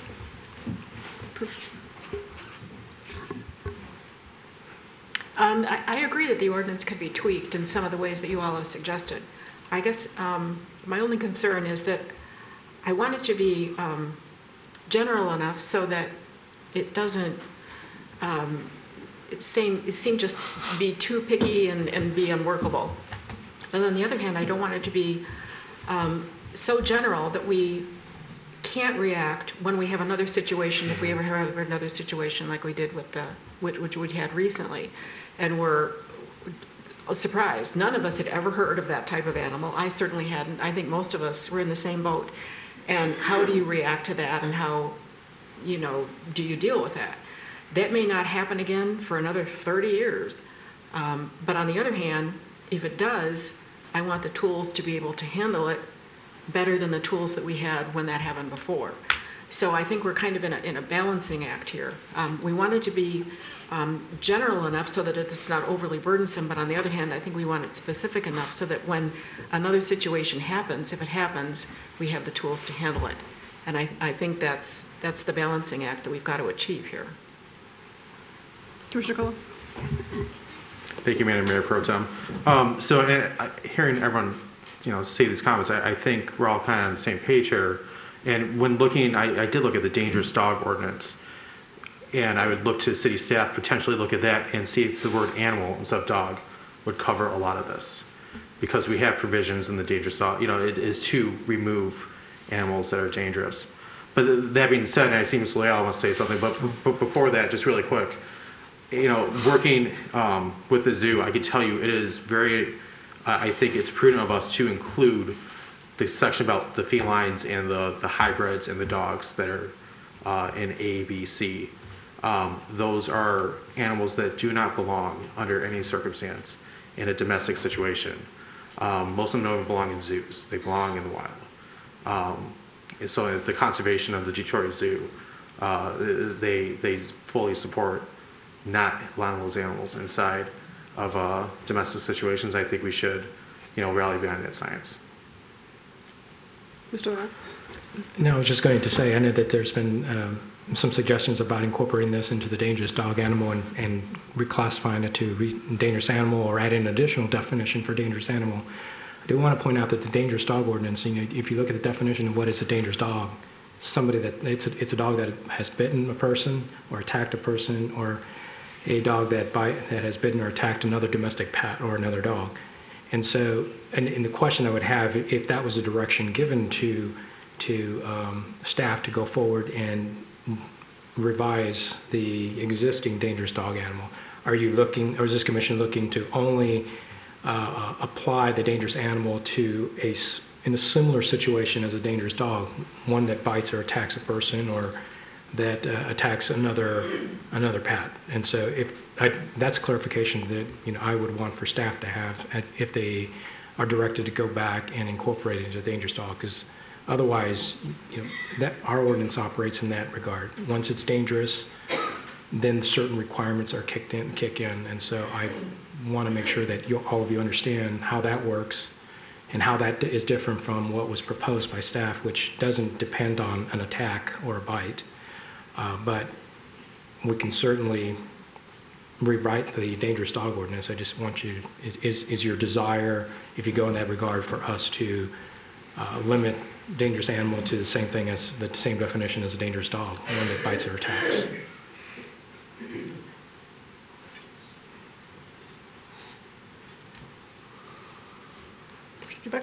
I mean, I think that's along the lines of what I'm thinking after those, top tier animals that really just should not be in a domestic environment, as Commissioner Cullo said. But also, I think we can approach it in a way that doesn't have to be the animal has to have done harm, but that, for some of these, more exotic animals that perhaps do present some risk factor, that it's more about, proper containment and stewardship. Like, if it's out, if it gets out, that's strike one, not it gets out and harms someone.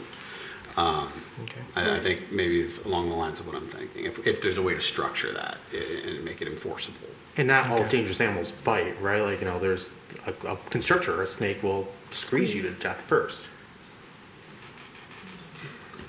I think that does go to Mr. Leal's point, though, is that now we're layering this ordinance, the dangerous dog ordinance. I mean, I do understand now why they did it this way. Right. But I still like the idea of having it be simply done in one ordinance where we are banning a certain type, banning a certain species, and then also creating rules for ones that escape containment and are inherently dangerous, whatever that means, or have injured someone like a dog. So it's extra complicated. Good luck with that, Mr. Leal. Does anyone have any further instructions on what we want to see here? Mr. Douglas. Yeah, I just had one kind of textual but relevant note. Section 3 says it shall be unlawful for any person to keep, harbor, or possess, breed, sell, or buy one or more of these. I don't know how we can control selling and buying. I mean, they may be a broker who is arranging to buy something in Illinois and sell it in California. I think it's just, keeping, harboring, and possessing is what we care about. True enough.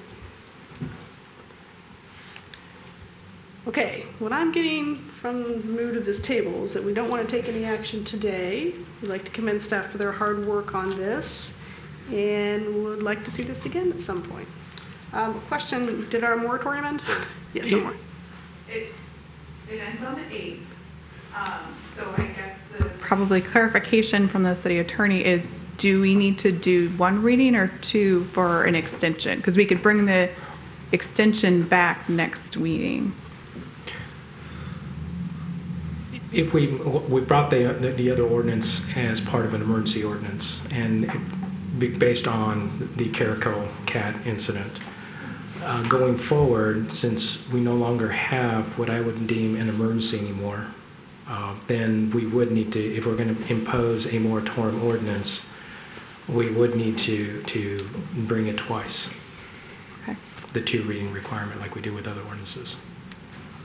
Mr. Cole? Mr. Leal, so could we just simply move right now to extend the moratorium by 45 days, and then that'd be first reading right there? I think that we can certainly extend the moratorium, but as I have drafted these before, any extensions to a moratorium under U.S. Supreme Court law needs its own justification for the extension. And so I would need to craft provisions that would address the need of this body to extend that moratorium in order to have a proper moratorium. And it's a different type. It's not like your typical ordinance. It's because of the way the U.S. Supreme Court decided a long time ago about how to go about these moratorium ordinances. I would need to come back with something that would justify the reasons for the extension, separate and apart than the original basis. It can be done, but I need to bring something back to you. Thank you. Okay, so if we don't act today on this, are we in trouble? No. Okay. No. The timing's going to work for us. Yes, okay. Yes. All right, so does staff understand the direction that we are hoping to go and both the short-term and the long-term solutions we're looking for? Yes. Okay. Thank you. Fantastic, thank you. All right, item number 12, approval of proposed library ballot language. I'm not going to guess on who this is. I was wrong last time.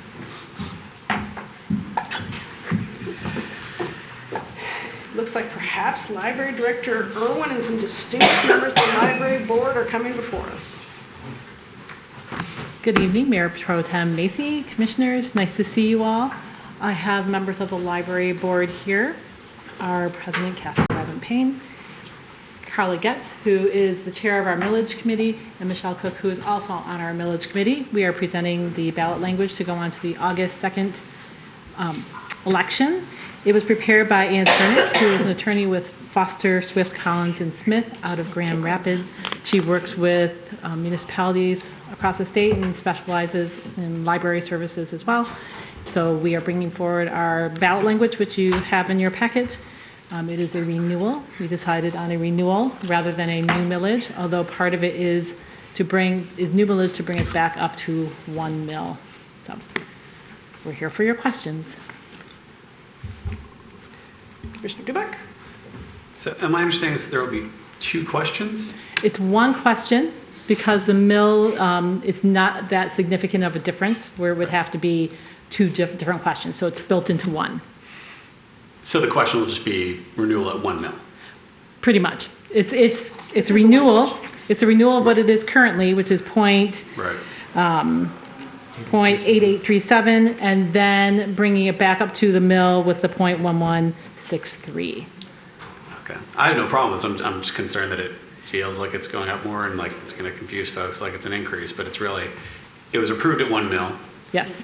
20 years ago, and we want it to be renewed at 1 mill. Yes. And just because of Headley and, it just got bumped down. That's correct. I mean, does it have to read this way, or can it just be a renewal at 1 mill?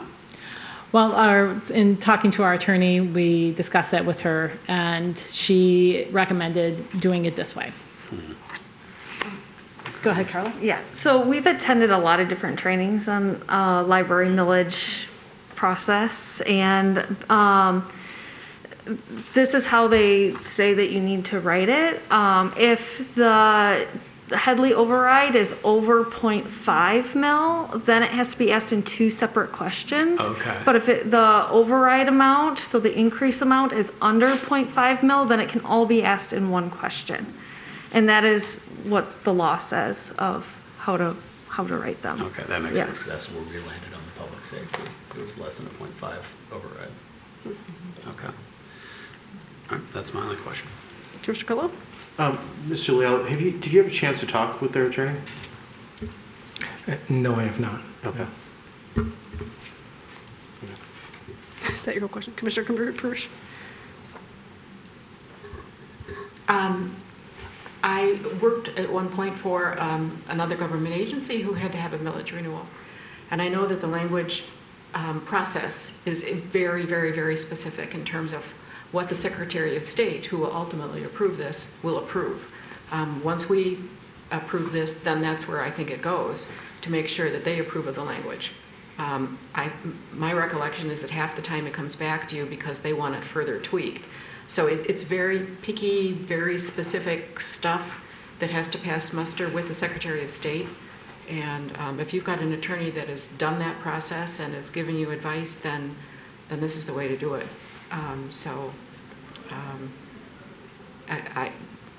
It's complicated. It's complicated by the Headley Amendment, unfortunately, and the rollback provisions that have to be in it. But this is the way it has to be. This is the way it has to be. So I will move approval of this. Motion by Commissioner Perush. Second by Commissioner Colo. Any further discussion? Commissioner Colo? The only last thing I want to say is Carla Getz is here, and she's retiring from the board at the end of this month. Man, I was going to do that. Yeah, well, I was first going to say, in response to Commissioner Perush, that we put the right person in charge of this committee because she's extremely detail-oriented and she's not going to get it wrong. And it's something we're going to miss quite a bit on the library board. So... Wait, I'm saying nice things. I have the floor. Get out there. Go for it. Carla, you served on so many committees. You spent hours. Carla's on the budget committee. She does... It's like 40 hours in the month of January, February. It's like it is an insane amount of responsibility. So thank you, and thank the whole board. But I'm sure they're all going to miss you. So. Well, it's been an honor serving with you. So. Okay, now you can say nice things. You said all the nice things. No, Carla, we're really going to miss you. Still time to change your mind. We have not accepted any kind of resignation. Am I right, Kathy? I don't accept it. I was thinking about it, but then I had to come here, and I'm like, I don't really want to have to do this again. understood. But we really are going to miss you. We appreciate all your work. You've been the backbone of this board for a long time. And not quite sure how we're going to do all the things without you, but we'll just offload some of it on Brandon. He won't mind. You guys know how much I miss it. With no further discussion, I'll call for the vote. All in favor? Roll call. Roll call. Oh, it's a roll call. It even says it right on my thing. I'd like to do a roll call vote. Commissioner Colo? Yes. Commissioner Prush? Yes. I vote yes. Commissioner Dubak? Yes. Commissioner Douglas? Yes. Commissioner Hunt? Yes. All right. Sounds like it passes. Thank you. Thank you very much for your service. Okay. On to 13, approval of the March Traffic Committee resolutions. She's been talked about and now she's here. Hi, Ms. Donahue. Good evening, Mayor Pro Tem and City Commissioners. So tonight I'm here to present the recommendations from the Royal Oak Citizens Traffic Committee. This is from their March 22nd meeting chaired by Dan Godek. So I'll summarize the 4 proposed resolutions and then of course take any questions afterward. So the first recommendation, and I brought some visual aids here to kind of help out, it was talked about quite a bit at public comment.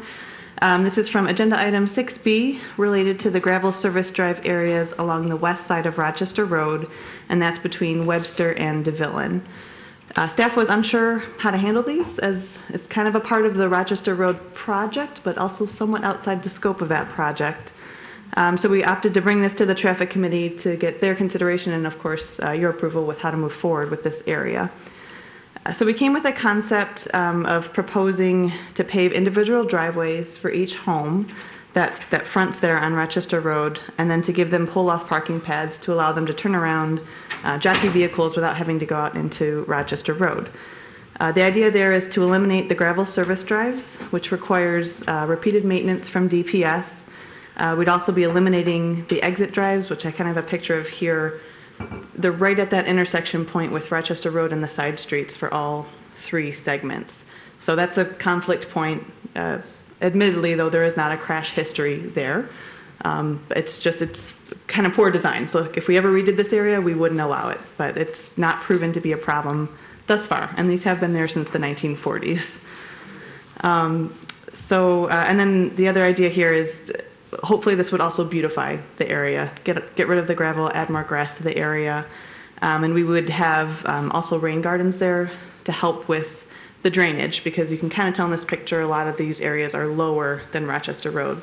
So the driveways would have a little bit of back pitch and we'd have to direct that flow off to the sides, ideally into bioswales or rain gardens. So we did notify the 17 properties that would be affected here. We heard back from 4 properties, and I think they were all here again tonight, all very strongly opposed to the changes. The concerns that were brought up included having to take care of additional grass, and it is quite a bit of extra grass, about 40 feet wide, that they'd have to be taking care of, as well as additional snow removal on driveways. Also concerned about not having enough parking for them or for visitors, and then a loss in property values by having a driveway directly off of Rochester Road. The residents that spoke were generally okay with the gravel area as is. They weren't asking for it to be changed or updated, and said that, it's been there forever basically, no need to change it.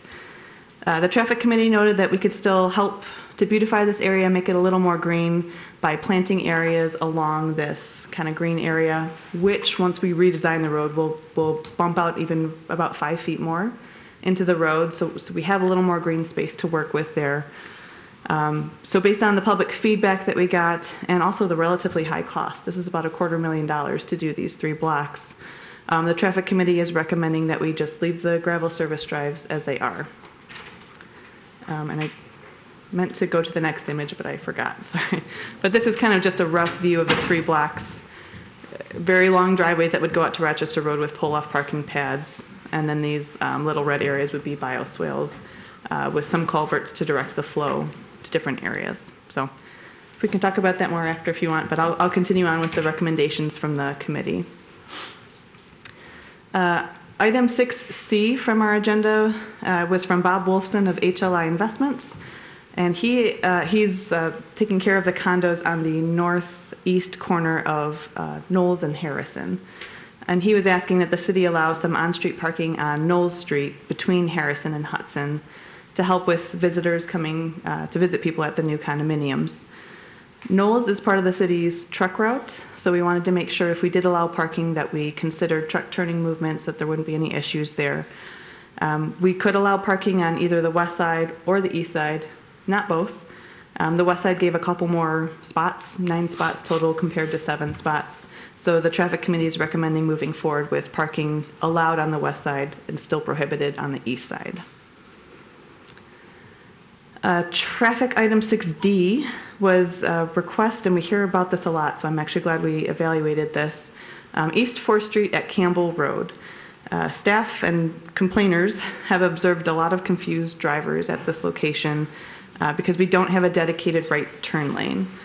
So technically, if you're coming up to this area, you should be in the drive lane, which is kind of labeled here, wait for your turn and turn right onto Campbell Road. But a lot of people look, make sure there's not a bike, and get into the parking lane and make the turn that way. Knowing that we have a pretty long red light there, it's understandable why drivers do it, and it's not totally clear what you are supposed to do. I think a lot of people get confused and frustrated there.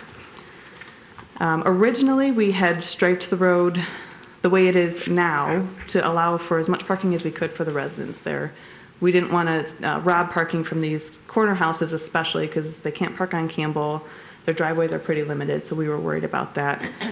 But we've heard a lot of complaints about this over the past couple of years, 3 years, I suppose it's been. We did send letters to all 3 affected properties that if we do move forward with removing parking and creating a dedicated right turn lane there. We heard no feedback, nothing negative or positive, honestly. But so with that in mind, to improve traffic safety and also driver convenience in this area, staff is recommending that we restripe East 4th Street. And I kind of have a diagram from NACDO here to have a through lane, keep the bike lane there, and then also allow for a dedicated right turn lane. So drivers would now be driving, they can cut across once they clear, make sure there's no bicyclists in the lane, and then make that right turn.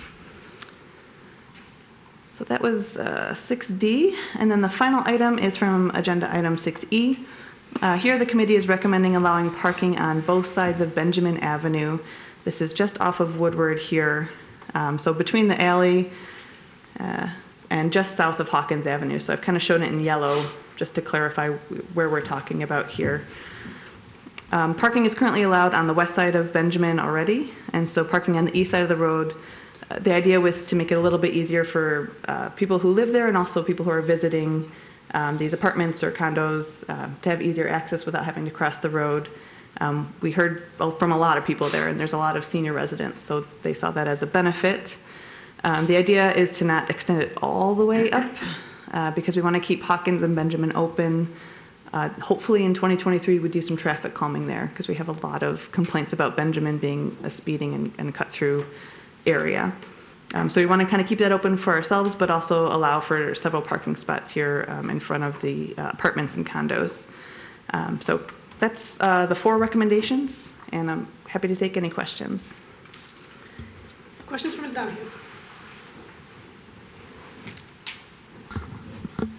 No questions? Any motions? Yes, Commissioner Dubuck?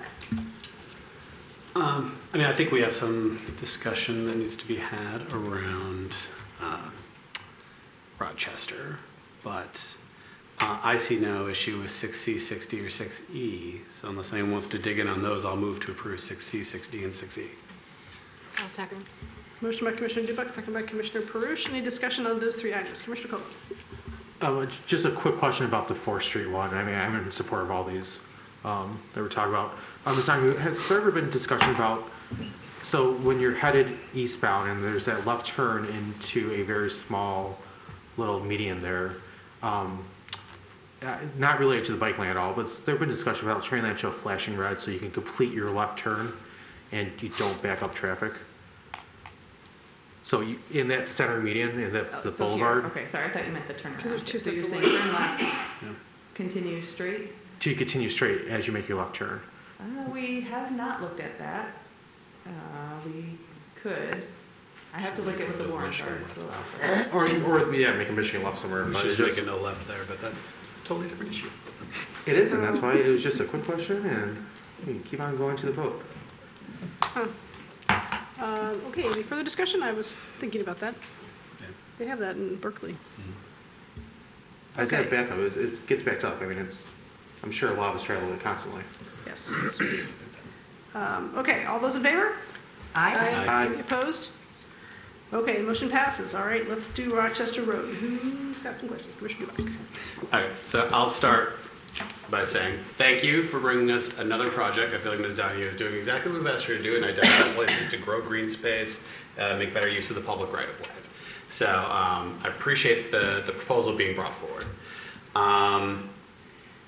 In kind of recognizing this, so we're doing the road diet, so we're radically increasing the green space there to begin with. It's like a football field plus of green space that we're adding to Rochester Road with the road diet. So in looking at this proposal, which I very much like, I think it's more aesthetically pleasing and obviously it's going to create a lot more greenery. In looking at the direct impact on the residents on those 3 blocks and kind of balancing the public benefit of the increased green space, amidst the whole project and the cost, I just feel like it's a disproportionate burden on those residents who would be losing a benefit that they have always had. So that being said, one, I do want to invest more in that easement, the expanded easement, beautify that, make that suck up as much rainfall water as humanly possible. And also given that, I am getting to a question, given that there was such a hefty price tag on that, I'm wondering if that service drive, because it is pretty rough on the eyes, I'm sure not very easy on everyone's cars, is that a candidate maybe for us to pilot permeable pavement? Ooh. I know, I'm coming out left field with that, but because then we can get the water absorption, they can keep their service drive. I'm just curious how that price tag would compare. And then we can maybe get rid of this dirt road that is, problematic. In terms of price, I think we're looking at significantly higher. That's just, when you compare regular concrete to permeable pavement, it's specialty work and it's going to cost a lot more. And also in terms, so I think what you're saying is kind of turn that gravel area into a road, basically, a paved area, which we could do. If we did that, I would recommend that we get rid of these driveways at the very end of the side streets and treat it more like an in and out, like you come in one side and you go out the other. Or it could be 2 lanes wide, like we could go either way. So it's something we could look at. In my opinion, it would be akin to paving a gravel road for residents, which we kind of have a precedent for that, and it would be kind of tough to argue why we would fund that when we've made other people pay for that improvement. So I guess that would be my only concern, is the pushback that we might get from something like that. Sure. I appreciate that. I'm just trying to think, I really want to, some of the public comment was like, why would we do this with the public benefit? Like, when we are really working to create more green to suck up rainwater. And we're getting a tremendous benefit of the road diet in the expansion of the green space. And I just, doing the calculus on this, I feel like it's such a direct impact on those specific residents. It feels disproportionate to the public benefit for me. And I'm all about the new green spaces and the road diets and everything, but this feels very personal for that very select group of residents. So I would struggle to support it. Commissioner Cole. Just to piggyback on this, there's also, instead of permeable pavement, how about permeable asphalt also? That's a cheaper option, much like the parking lot of the zoo, right? That's not pavement, that expanded parking lot off the north end. So you can have permeable concrete or permeable asphalt. They're both considered pavements. Okay. I'm still waiting to get our geotechnical report back from our consultant to see what kind of soils we have there. Just based on projects in the area, I'm guessing it's more clayey than sandy. So it might not be a great candidate for permeable pavements, but I'll reserve that till I actually have the data in front of me. So we do have other areas in the city that are not, they're not concrete, but they're some sort of coating on top. That Parkdale Avenue was an example of one. It's a dirt road, but it's not a dirt road, similar to this. So if that's a solution, that we cap that off to, which will divert water, hopefully, and build, if we're extending this median or the right-of-way by 5 feet, reclaiming 5 feet of grassland there, we have plenty of room for bioswale, so we could divert water into. So we could almost really come up with a solution to make those roads more manageable, accessible to all. If it's there, it's not, you can ride a bike down it, you can walk down it, as opposed to with the conditions in now. So it could be a really good solution to beautify it for everyone. So I would support something more along those lines instead of just eliminating it. Commissioner Prush? Yeah, my comments are going to be along the similar lines. I can't see paving it, certainly. But on the other hand, it looks really rough in a lot of areas, and I'm sure it's a pain for the residents there, the depth of the potholes and the moisture issues and so on. I mean, it's convenient to have, but it's messy and sloppy. So if there's a way that we can, either through permeable pavement or just through the design as we go through the construction process for the road itself, and the green spaces themselves, if we can somehow improve the aesthetics and improve the usability of it so that it doesn't create such significant potholes. Of course, this time of year, they're always going to be terrible anyway, and create such a burden for DPW in terms of having to maintain it, because it is public right-of-way. It's still within the public right-of-way. So I guess I'm thinking along the same lines as the rest of us, or at least those of us who have spoken so far, is that we don't want it paved, but on the other hand, we'd like to see it improve so that it's a little bit more useful for everyone, not only DPS, but also the residents that live there, with whatever means are available, as long as it doesn't cost $40 million to do it. Up to 28. Let's use our funds for this. Steve can solve that problem. We don't need the consultants. All the money here. It's No. There are other areas. My recollection is that there are some areas like this along 13 Mile Road, on the south side of 13 Mile Road between Rochester and Campbell. It seems to me there are some duplexes there that have some gravel areas in the front between the sidewalk and the curb as well.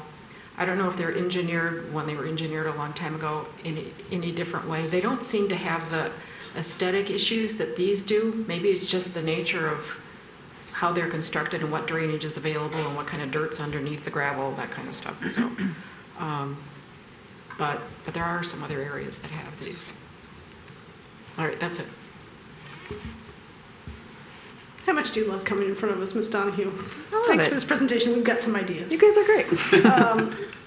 Just a question on the 13 Mile. We just redid those on 13 Mile, didn't we? Those gravel driveways? What do you mean by just redid?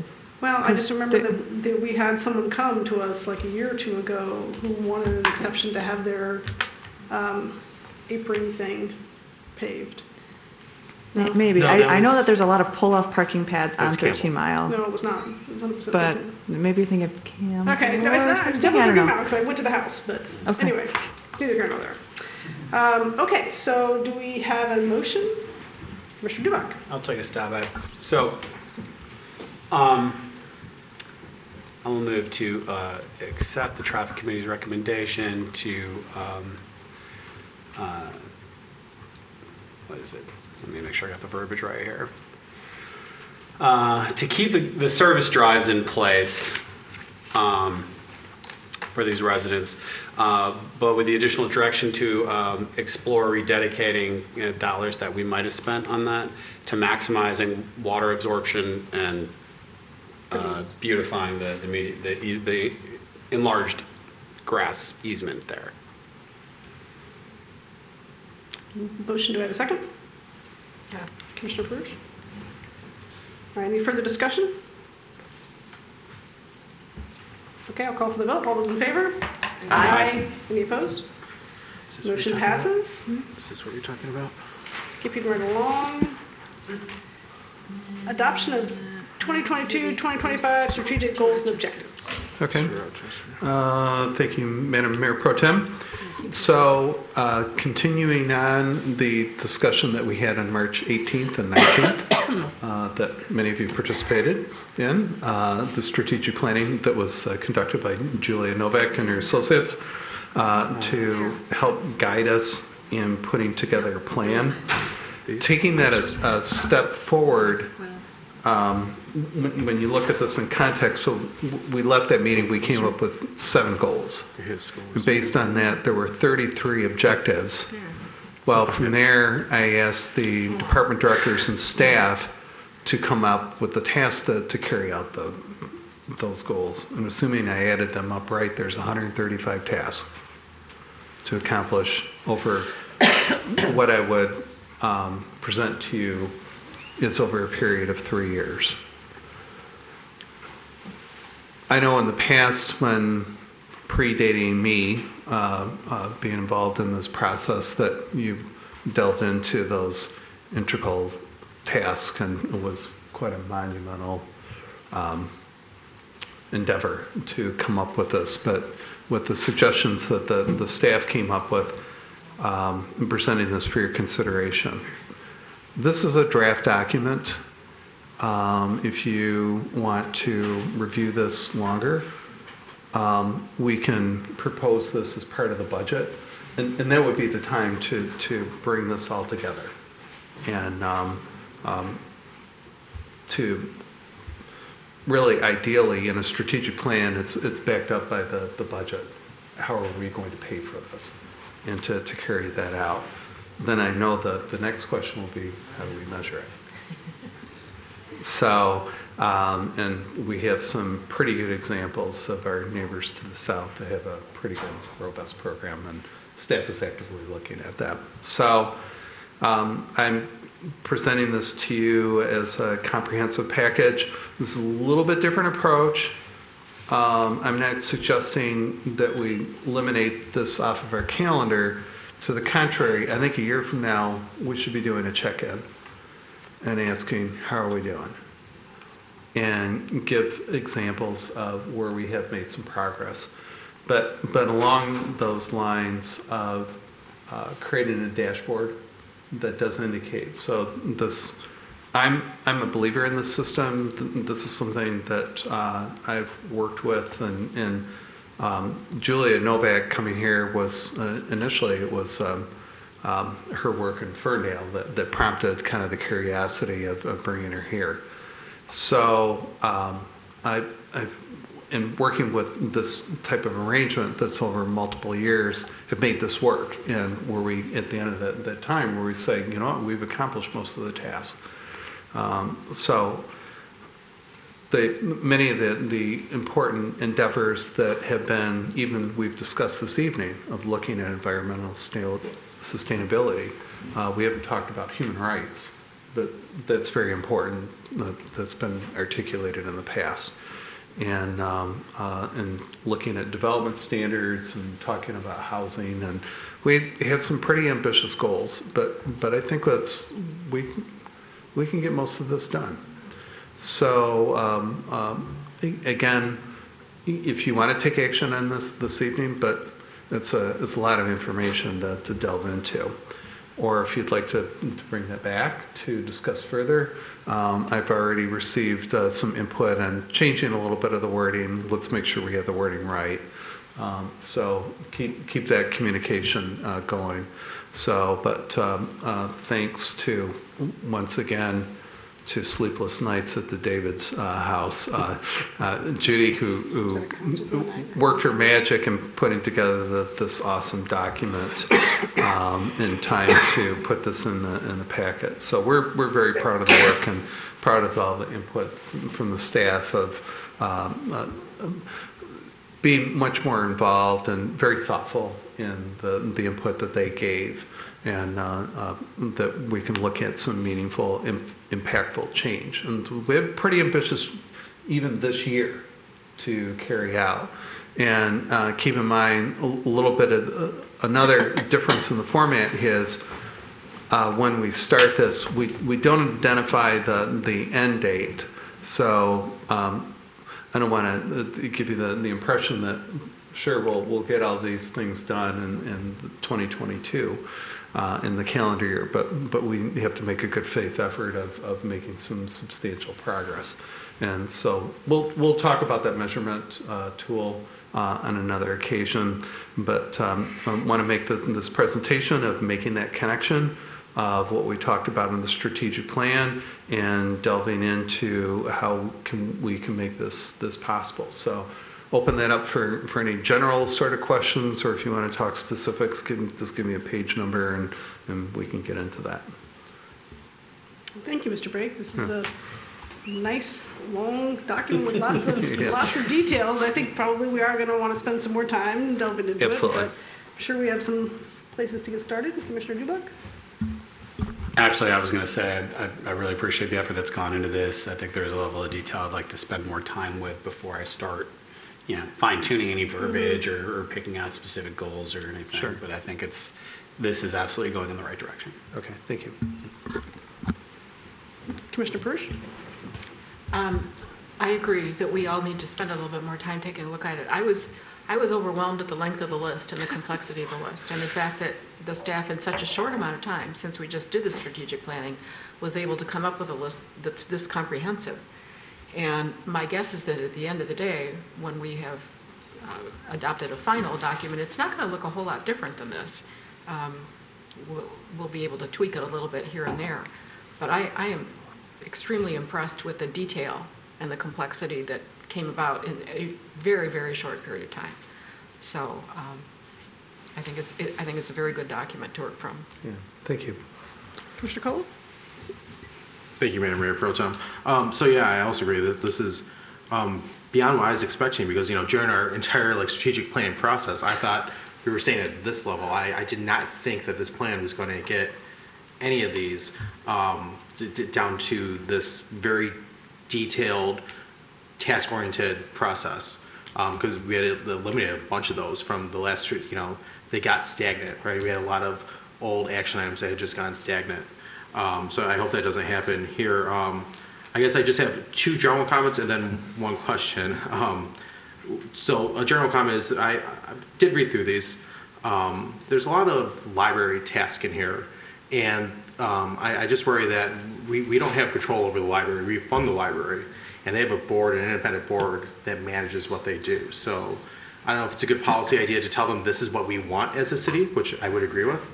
But it feels like there's a lot of library tasks that is just that's not our job here.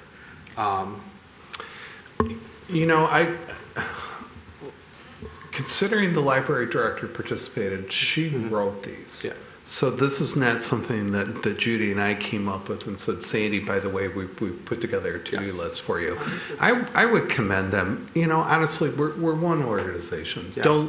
Don't segment out these silos. I appreciate what you're saying, that they have that level of control. Yeah. And furthermore, if this is presented to the library board, it would be nice if they could endorse it. Yeah. Of the involvement. But from the public, from the outside, we're all Royal Oak. And so, and I applaud Ms. Irwin for participating. I don't know if the previous library director did those directors, did they participate in past goal setting sessions? Yes, she did. Did she? Yeah. No, By the I don't looks, think so. Yeah. So, and at the same time, I'm kind of threading the needle that although we haven't talked in depth of the ARPA, and I will send out that email that was sent. I remember the email. So, but nevertheless, it does thread into this. And here's the other element of potential funding that's important. Think about this, that if we don't have the ability, capacity, or finances to do this, a document like this is very important to present to a grant funder to say this is what our local priorities are.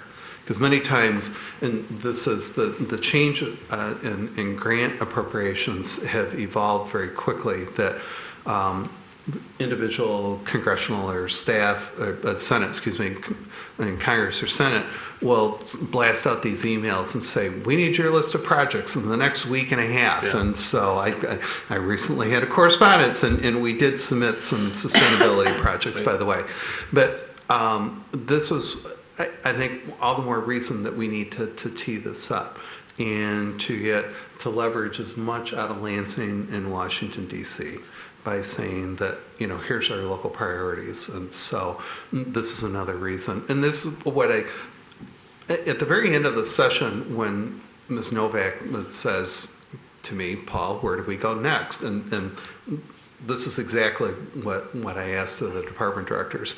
And here's another product of spreading this out over several people. It made this very manageable. But I think this is just also important because we get caught up and not to diminish the issues that come before us, but this is the core of what we should be focusing on. And instead, it seems like every day we get caught up in the here and now and lose focus on what are really the most important things that we should be doing. And this is a great collaborative effort and very pleased with the outcome. And this begins the conversation is where I'll leave it. So, Ms. Brigg, I guess I would not look for as long of an answer to my second comment here. Okay. But you kind of got it with first, we had mentioned the library. You definitely hear different department voices in this document. Mm-hmm. Reading it, you could tell who wrote it. And that's a good thing. And I'm not sure as good at other times too. For example, there's one about a DPS quality of life survey. And that may be a good idea for the DPS department, but that's very good across organizations. So I would just look to, maybe as we take some more time to digest this, look at those and see how we can take some of these that are super specific to one group and really expand it out. Yeah, I would agree with you. Yeah. And then my actual question is, can you tell us more about the metric and what that dashboard that you're talking about? Everyone's familiar, it's the Ferndale metric system where they have a really awesome dashboard and it shows what the progress is on strategic goals. And it's a visualizes it for us and the public. It's a really nice way to know how we're doing. So there are a number of, third-party providers that provide. This one is called Invisio. Mm-hmm. I'm familiar with other competing sort of products that we have, but if you get a chance, not that I want to direct people away from our webpage, but if you go to Ferndale's, on their homepage, you scroll down midway down, and it says, I believe, strategic planning. Then it takes you. It's a very seamless transition, and it gets into the progress that's mm-hmm. being made on these particular items. Because again, where these are much more impactful is that we're constantly updating this and we're keeping track of that and where are we at. It's also a project management tool. And honestly, it helps me in talking to the department directors of saying, how are we doing on these particular projects? So in some shape or form, and I want to talk more with Ms. Davids and Ms. Barkman and alike and kind of get their ideas and inputs. But this is, I like it as well. It's visually, I like the colors in it. It's pretty easy to discern, how are they doing on that? What's the level of progress? And the hope is that like I said, we should at the minimum, if we don't do a session yearly, we should do a check-in and to demonstrate what are we doing and talk about each of these items.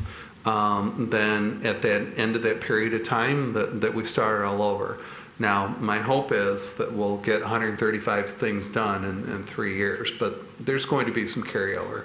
So some projects that are just much more in depth that just take longer and to build that consensus or whatever elements that are lacking that we have not completed. So I can tell you that that's happened. But again, based on a place that I once worked at in a land far, far away, it's using the same process. We were able to get most of the tasks done. And I feel pretty confident in the group here. And I also, it's important to have the buy-in from each of the departments. That the way that I preface it is that I said, we need to look at this very broad, and as things change, that we can still keep within those parameters. But it's important to me in working with the department directors that they have that buy-in.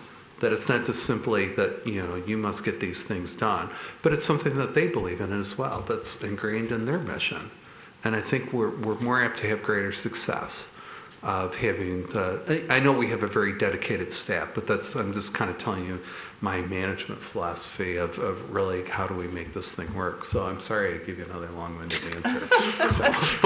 Unfortunately, actually, Invisio like this summer, like Invisio this summer, is that what you're thinking, or like potentially, yeah. Okay. And it's wait, this not a long answer, like 5 words. Yeah.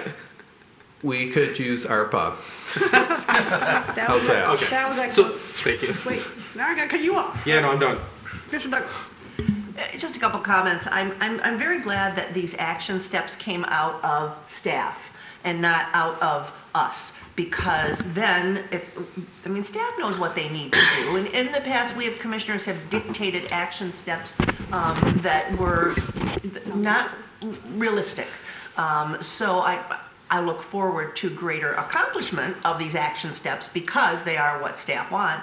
And I'm also going to say that we as commissioners have to be prepared to take no for an answer. When we come up with some bright idea and the city manager says, not on the list, and we have to be prepared to take no for an answer for our bright ideas. And I look forward to bringing this to the Senior Citizens Aging in Place Task Force, because we have work groups in some of these silos already, and if there are action steps that are already anticipated at the citywide level, it will help maybe diminish some of the requirements in the Aging in Place Task Force or enhance them. So very, very happy to bring that back to that group. Nice. And I agree with what you said, but I also think that it is important that we bring this back every year. And I think more than just a check-in, because I think it would be, we are foolhardy if we think that there's going to be no new action items we need to take in our strategic plan for the next 3 years. Like, obviously, there's going to have to be some changes and updates. Oh, absolutely. The other part of that, and kind of the overall theme tonight is talking about communications. And there's many examples of there's storytelling of great things that our staff is doing. And and Judy captures a lot of that, but sometimes we need to toot our own horn. And if we don't tell our story, someone else will. And so I think that's important that we can capture that and to say that, hey, we were able to come up with an affordable housing plan on this particular block. I'm just speaking hypothetically. But those are the sort of things that I would like to highlight periodically. So I would agree with you. We shouldn't wait, oh, it's January, it's time to talk strategic planning. No, we need to continually reinforce that. So. Yes, and I think I've heard you say that about tooting our own horn before, so don't be afraid, start tooting. Okay. We are all ready for that. Okay, so again, we're saying no action on this. We're going to look at it again later. No action, but do give me feedback. Just send the emails. You will see this. It'll appear in the budget document, and there'll be an opportunity. So the budget process. Let me talk just real briefly about that. So the document comes out in early May. Then we had the budget hearings in June. And I'll be talking to you about getting out your calendars to talk about budget work sessions, which is outside of the, but I can email you privately about that. But anyways, so let's think about this between now and June is the timeline to refine this, and to the final action, we can incorporate that as part of the budget sort of resolution. So.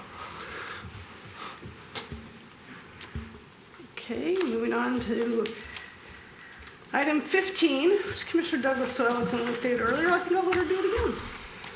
Yes, thank you, Mayor Pro Tem. I would like to move that we authorize outside counsel to proceed in the manner described in our closed session regarding current litigation. Motion by Commissioner Douglas, second by Commissioner Perush. Any discussion? With none, I will call for the vote. All those in favor? Aye. Aye. Any opposed? Motion passes. All right. Brings us to the end of our agenda. Notwithstanding anything further for the betterment of our fine community, I will entertain a motion to adjourn. Motion by Commissioner Dubak, second by Commissioner Perush. All in favor? Oh, no discussion? Oh, is there any discussion? Discussion like who needs Fournier? He could be out of a job here. Good job. Oh, don't say that. Careful what you wish for. I can add more jokes if you want. Please.